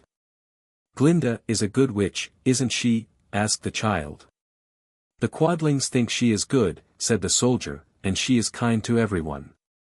I have heard that Glinda is a beautiful woman, who knows how to keep young in spite of the many years she has lived." "How can I get to her castle?" asked Dorothy. "The road is straight to the south," he answered, "but it is said to be full of dangers to travelers. There are wild beasts in the woods, and a race of queer men who do not like strangers to cross their country. For this reason none of the Quadlings ever come to the Emerald City." The soldier then left them and the Scarecrow said, "It seems, in spite of dangers, that the best thing Dorothy can do is to travel to the land of the South and ask Glinda to help her. For, of course, if Dorothy stays here she will never get back to Kansas." "You must have been thinking again," remarked the Tin Woodman. "I have," said the Scarecrow. "I shall go with Dorothy," declared the Lion, "for I am tired of your city and long for the woods and the country again. I am really a wild beast, you know. Besides, Dorothy will need someone to protect her." "That is true," agreed the Woodman. "My axe may be of service to her, so I also will go with her to the land of the South." "When shall we start?" asked the Scarecrow. "Are you going?" they asked, in surprise. "Certainly. If it wasn't for Dorothy I should never have had brains. She lifted me from the pole in the cornfield and brought me to the Emerald City. So my good luck is all due to her, and I shall never leave her until she starts back to Kansas for good and all." "Thank you," said Dorothy gratefully. "You are all very kind to me. But I should like to start as soon as possible." "We shall go tomorrow morning," returned the Scarecrow. "So now let us all get ready, for it will be a long journey." Chapter 19 Attacked by the Fighting Trees. The next morning Dorothy kissed the pretty green girl goodbye, and they all shook hands with the soldier with the green whiskers, who had walked with them as far as the gate. When the guardian of the gate saw them again he wondered greatly that they could leave the beautiful city to get into new trouble. But he at once unlocked their spectacles, which he put back into the green box, and gave them many good wishes to carry with them. "You are now our ruler," he said to the Scarecrow, "so you must come back to us as soon as possible." "I certainly shall if I am able," the Scarecrow replied, "but I must help Dorothy to get home, first." As Dorothy bade the good-natured guardian a last farewell she said, "I have been very kindly treated in your lovely city, and everyone has been good to me. I cannot tell you how grateful I am." "Don't try, my dear," he answered. "We should like to keep you with us, but if it is your wish to return to Kansas, I hope you will find a way." He then opened the gate of the outer wall, and they walked forth and started upon their journey. The sun shone brightly as our friends turned their faces toward the land of the south. They were all in the best of spirits, and laughed and chatted together. Dorothy was once more filled with the hope of getting home, and the Scarecrow and the Tin Woodman were glad to be of use to her.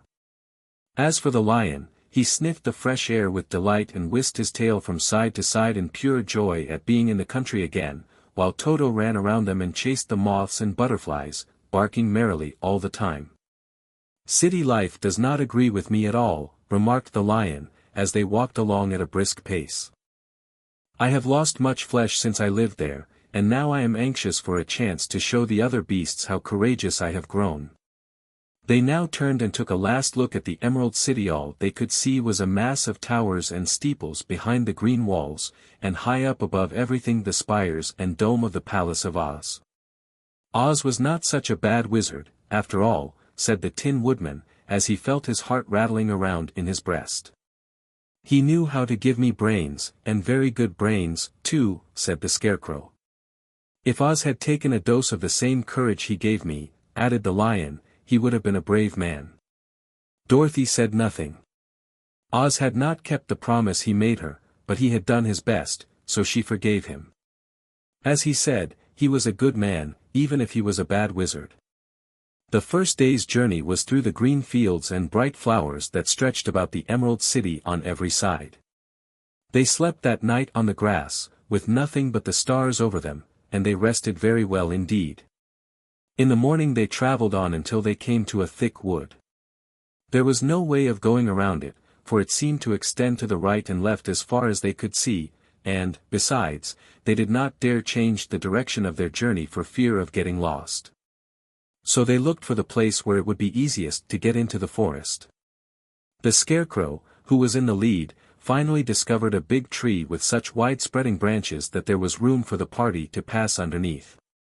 So he walked forward to the tree, but just as he came under the first branches they bent down and twined around him, and the next minute he was raised from the ground and flung headlong among his fellow travelers. This did not hurt the Scarecrow, but it surprised him, and he looked rather dizzy when Dorothy picked him up. "Here is another space between the trees," called the Lion. "Let me try it first," said the Scarecrow, "for it doesn't hurt me to get thrown about." He walked up to another tree, as he spoke, but its branches immediately seized him and tossed him back again. "This is strange," exclaimed Dorothy.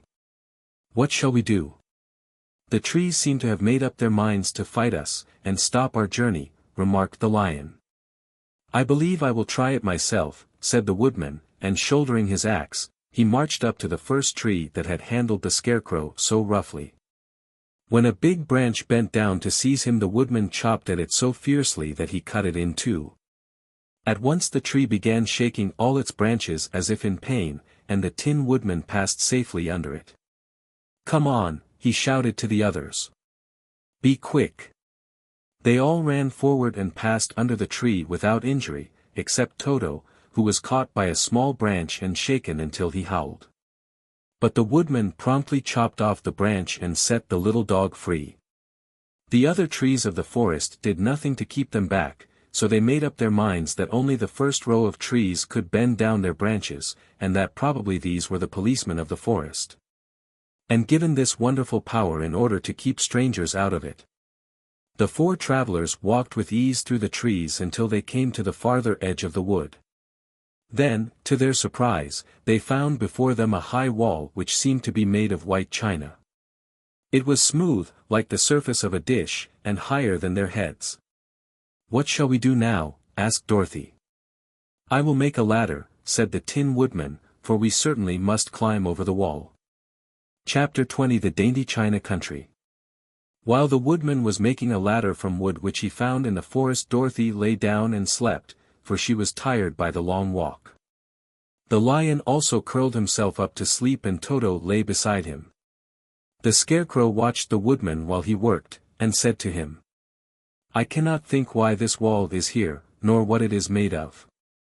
Rest your brains and do not worry about the wall, replied the Woodman. When we have climbed over it, we shall know what is on the other side. After a time the ladder was finished. It looked clumsy, but the Tin Woodman was sure it was strong and would answer their purpose. The Scarecrow waked Dorothy and the Lion and Toto, and told them that the ladder was ready.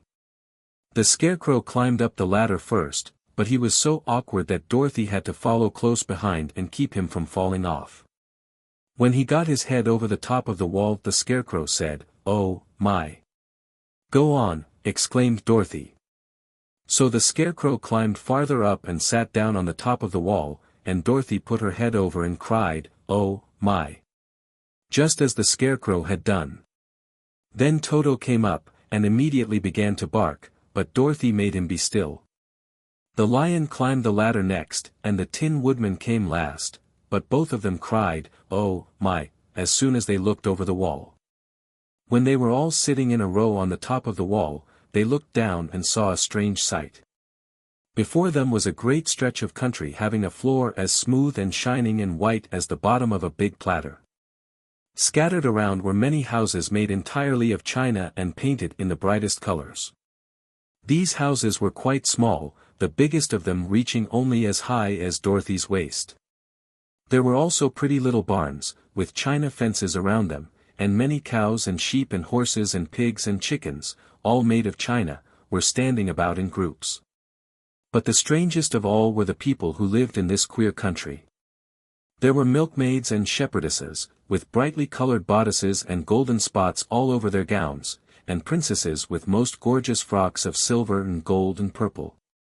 And shepherds dressed in knee breeches with pink and yellow and blue stripes down them, and golden buckles on their shoes, and princes with jeweled crowns upon their heads, wearing ermine robes and satin doublets. And funny clowns in ruffled gowns, with round red spots upon their cheeks and tall, pointed caps. And, strangest of all, these people were all made of china, even to their clothes, and were so small that the tallest of them was no higher than Dorothy's knee. No one did so much as look at the travelers at first, except one little purple china dog with an extra-large head, which came to the wall and barked at them in a tiny voice, afterwards running away again. "How shall we get down?" asked Dorothy. They found the ladder so heavy they could not pull it up, so the Scarecrow fell off the wall and the others jumped down upon him so that the hard floor would not hurt their feet. Of course they took pains not to light on his head and get the pins in their feet. When all were safely down they picked up the Scarecrow, whose body was quite flattened out, and patted his straw into shape again.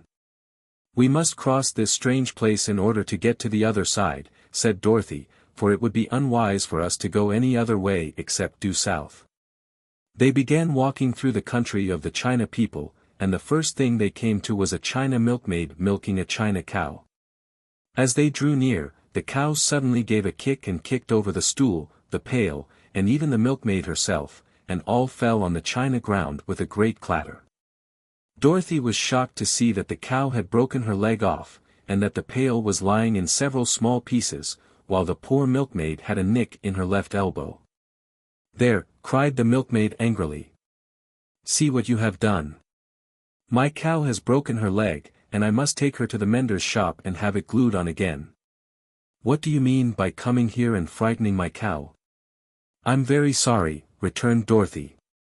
"Please forgive us." But the pretty milkmaid was much too vexed to make any answer. She picked up the leg sulkily and led her cow away, the poor animal limping on 3 legs. As she left them the milkmaid cast many reproachful glances over her shoulder at the clumsy strangers, holding her nicked elbow close to her side. Dorothy was quite grieved at this mishap. "We must be very careful here," said the kind-hearted Woodman, "or we may hurt these pretty little people so they will never get over it."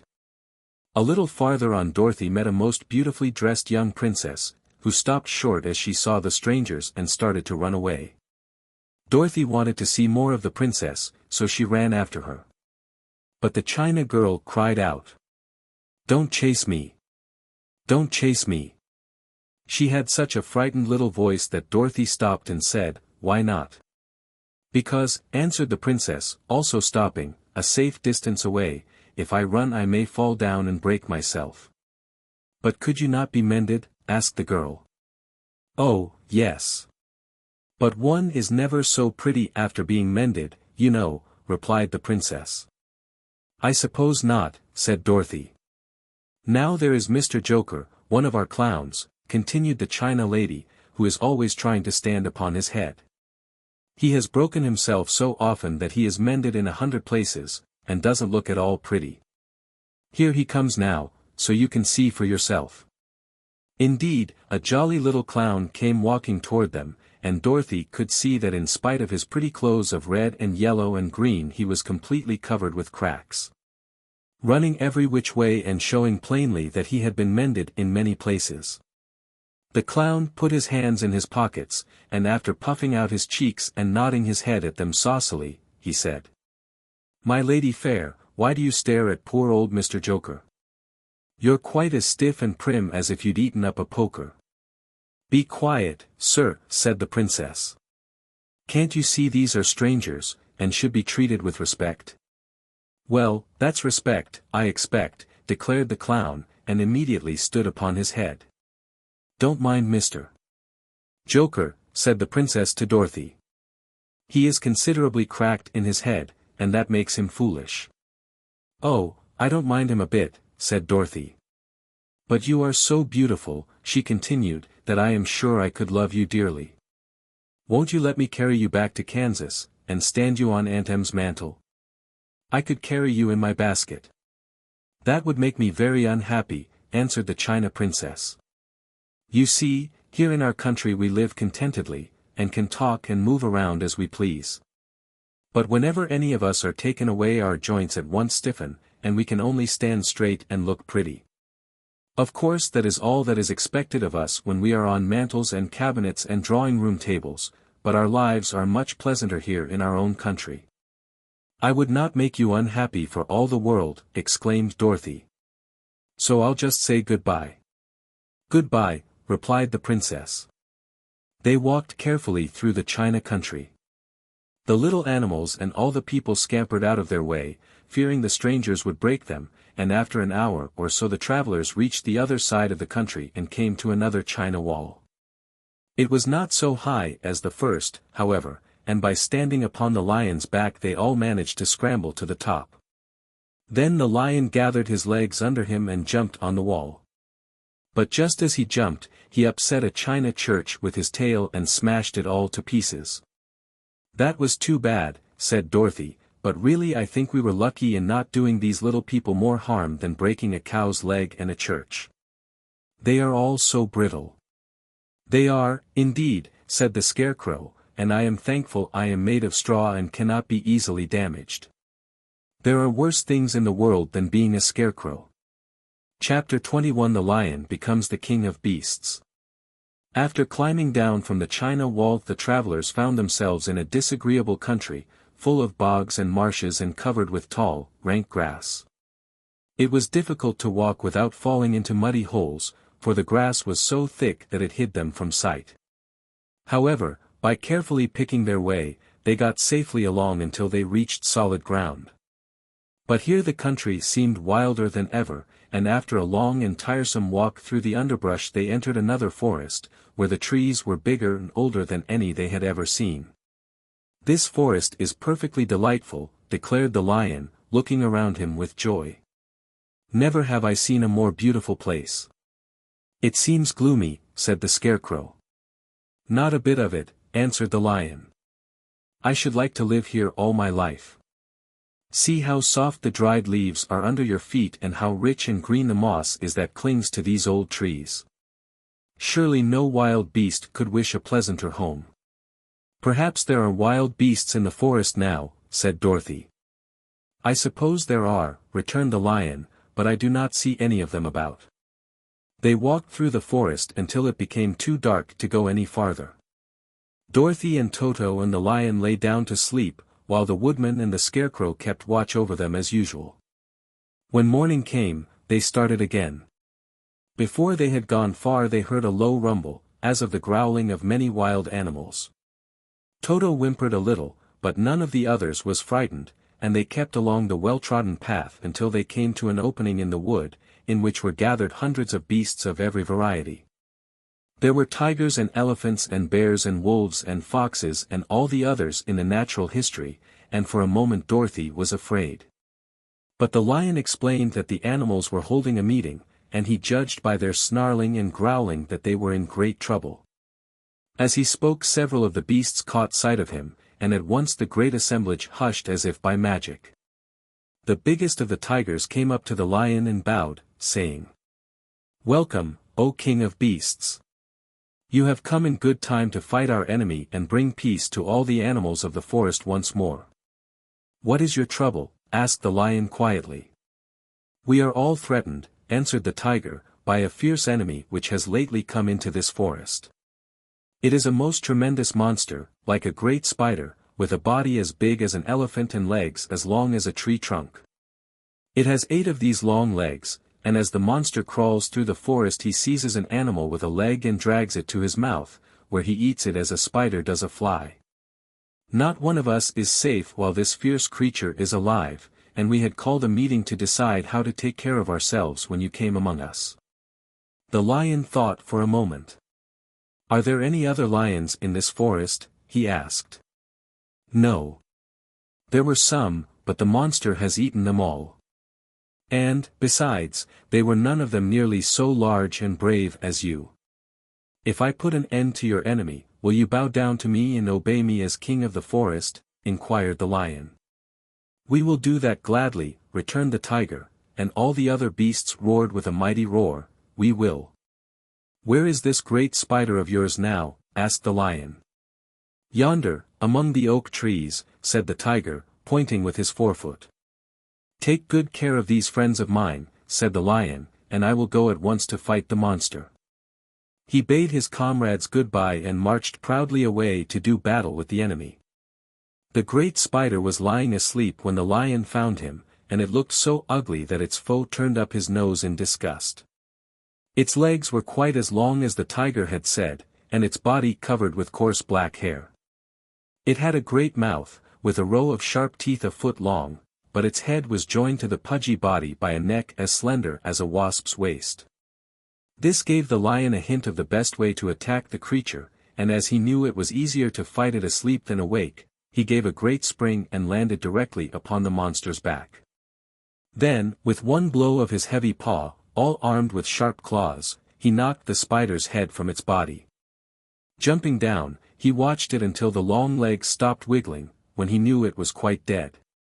The lion went back to the opening where the beasts of the forest were waiting for him and said proudly, "You need fear your enemy no longer."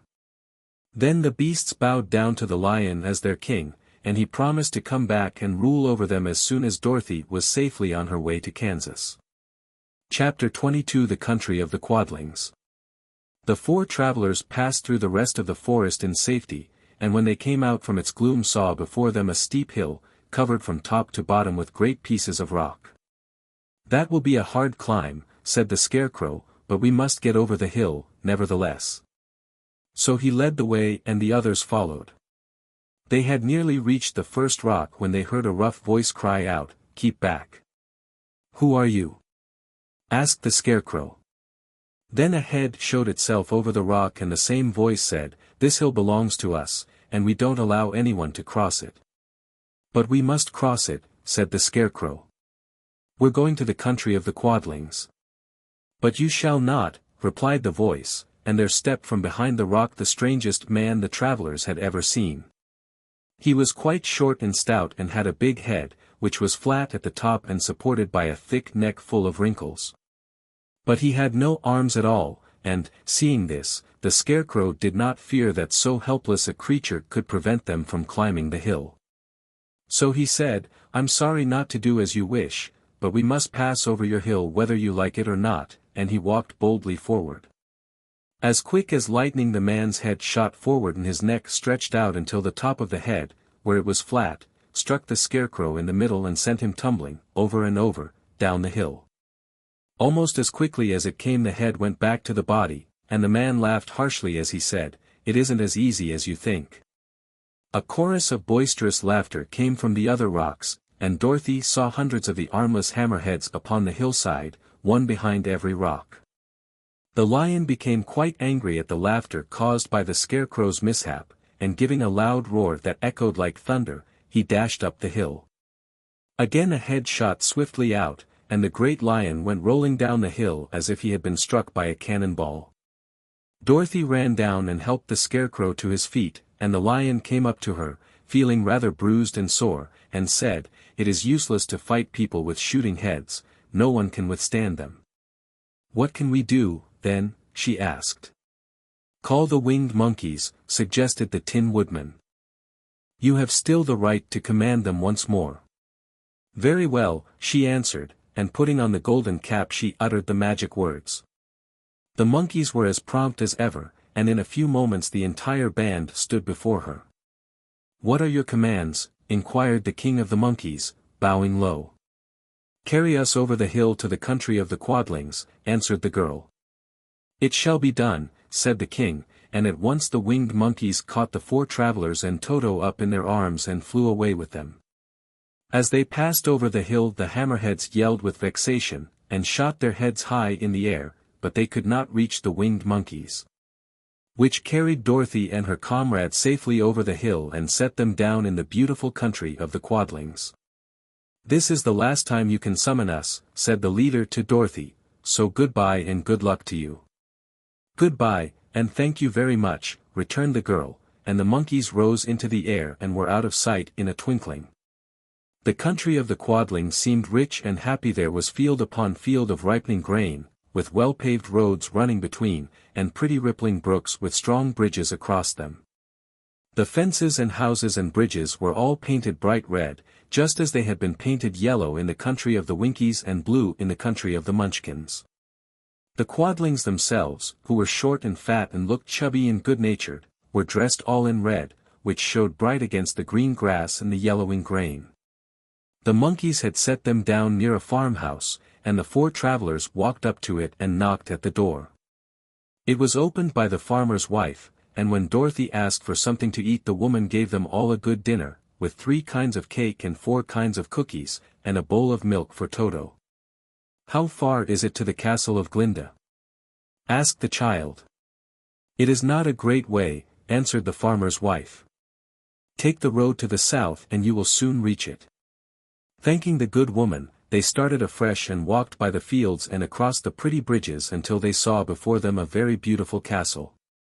Before the gates were 3 young girls, dressed in handsome red uniforms trimmed with gold braid, and as Dorothy approached, one of them said to her, "Why have you come to the South Country?"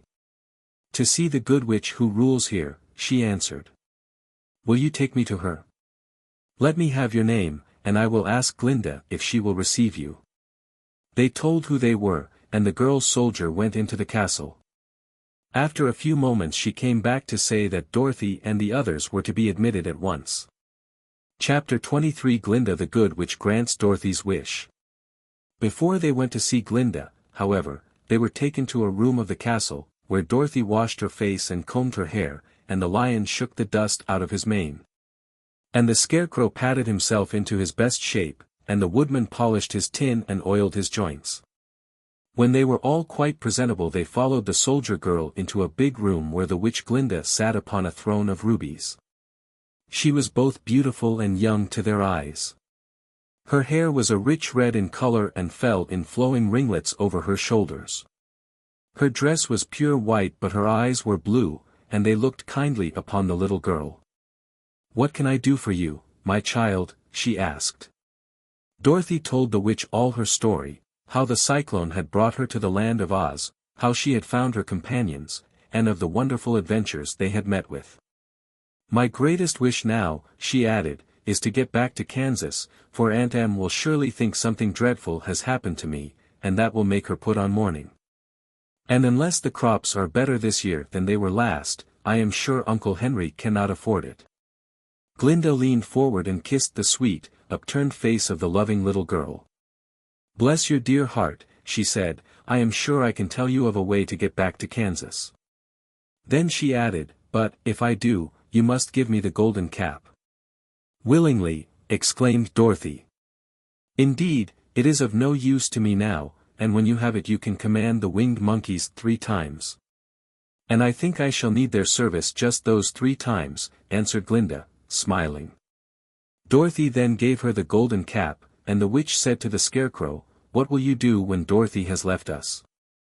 "I will return to the Emerald City," he replied, "for Oz has made me its ruler and the people like me.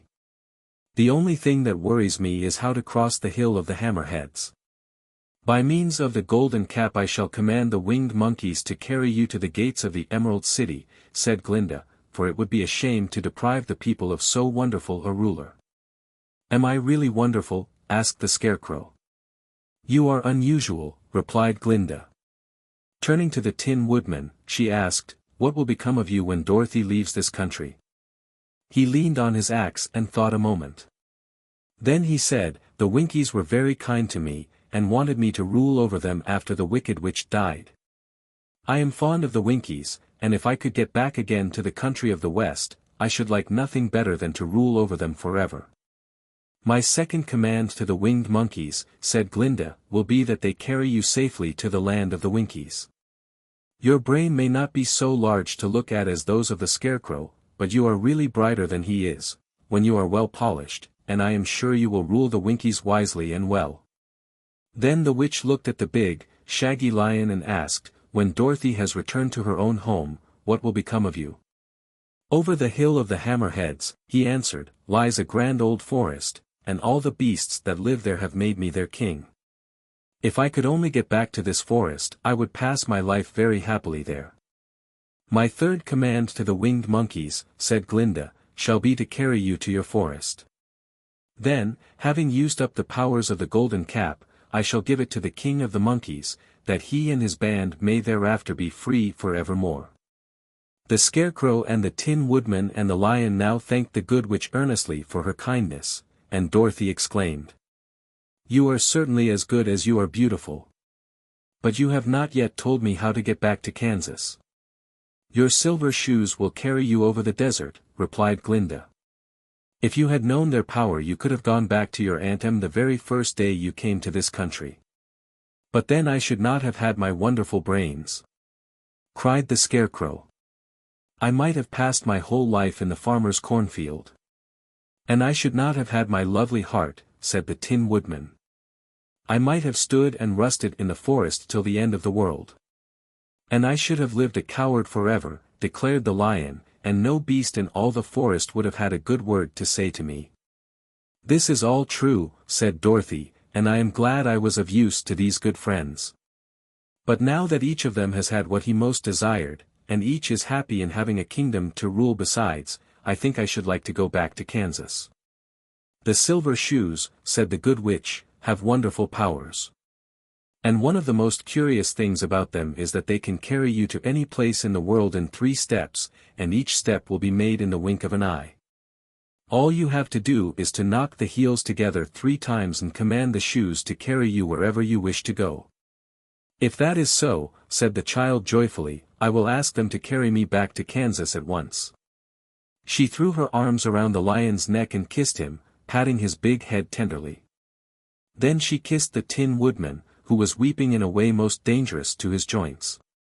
But she hugged the soft, stuffed body of the Scarecrow in her arms instead of kissing his painted face, and found she was crying herself at this sorrowful parting from her loving comrades. Glinda the Good stepped down from her ruby throne to give the little girl a goodbye kiss, and Dorothy thanked her for all the kindness she had shown to her friends and herself. Dorothy now took Toto up solemnly in her arms, and having said one last goodbye she clapped the heels of her shoes together 3 times, saying, "Take me home to Aunt Em." Instantly she was whirling through the air, so swiftly that all she could see or feel was the wind whistling past her ears. The silver shoes took but 3 steps, and then she stopped so suddenly that she rolled over upon the grass several times before she knew where she was. At length, however, she sat up and looked about her. "Good gracious," she cried. For she was sitting on the broad Kansas prairie, and just before her was the new farmhouse Uncle Henry built after the cyclone had carried away the old one. Uncle Henry was milking the cows in the barnyard, and Toto had jumped out of her arms and was running toward the barn, barking furiously. Dorothy stood up and found she was in her stocking feet. For the silver shoes had fallen off in her flight through the air, and were lost forever in the desert. Chapter 24 Home Again. Aunt Em had just come out of the house to water the cabbages when she looked up and saw Dorothy running toward her. "My darling child," she cried, folding the little girl in her arms and covering her face with kisses. "Where in the world did you come from?" "From the land of Oz," said Dorothy gravely. "And here is Toto, too. And oh, Aunt Em. I'm so glad to be at home again."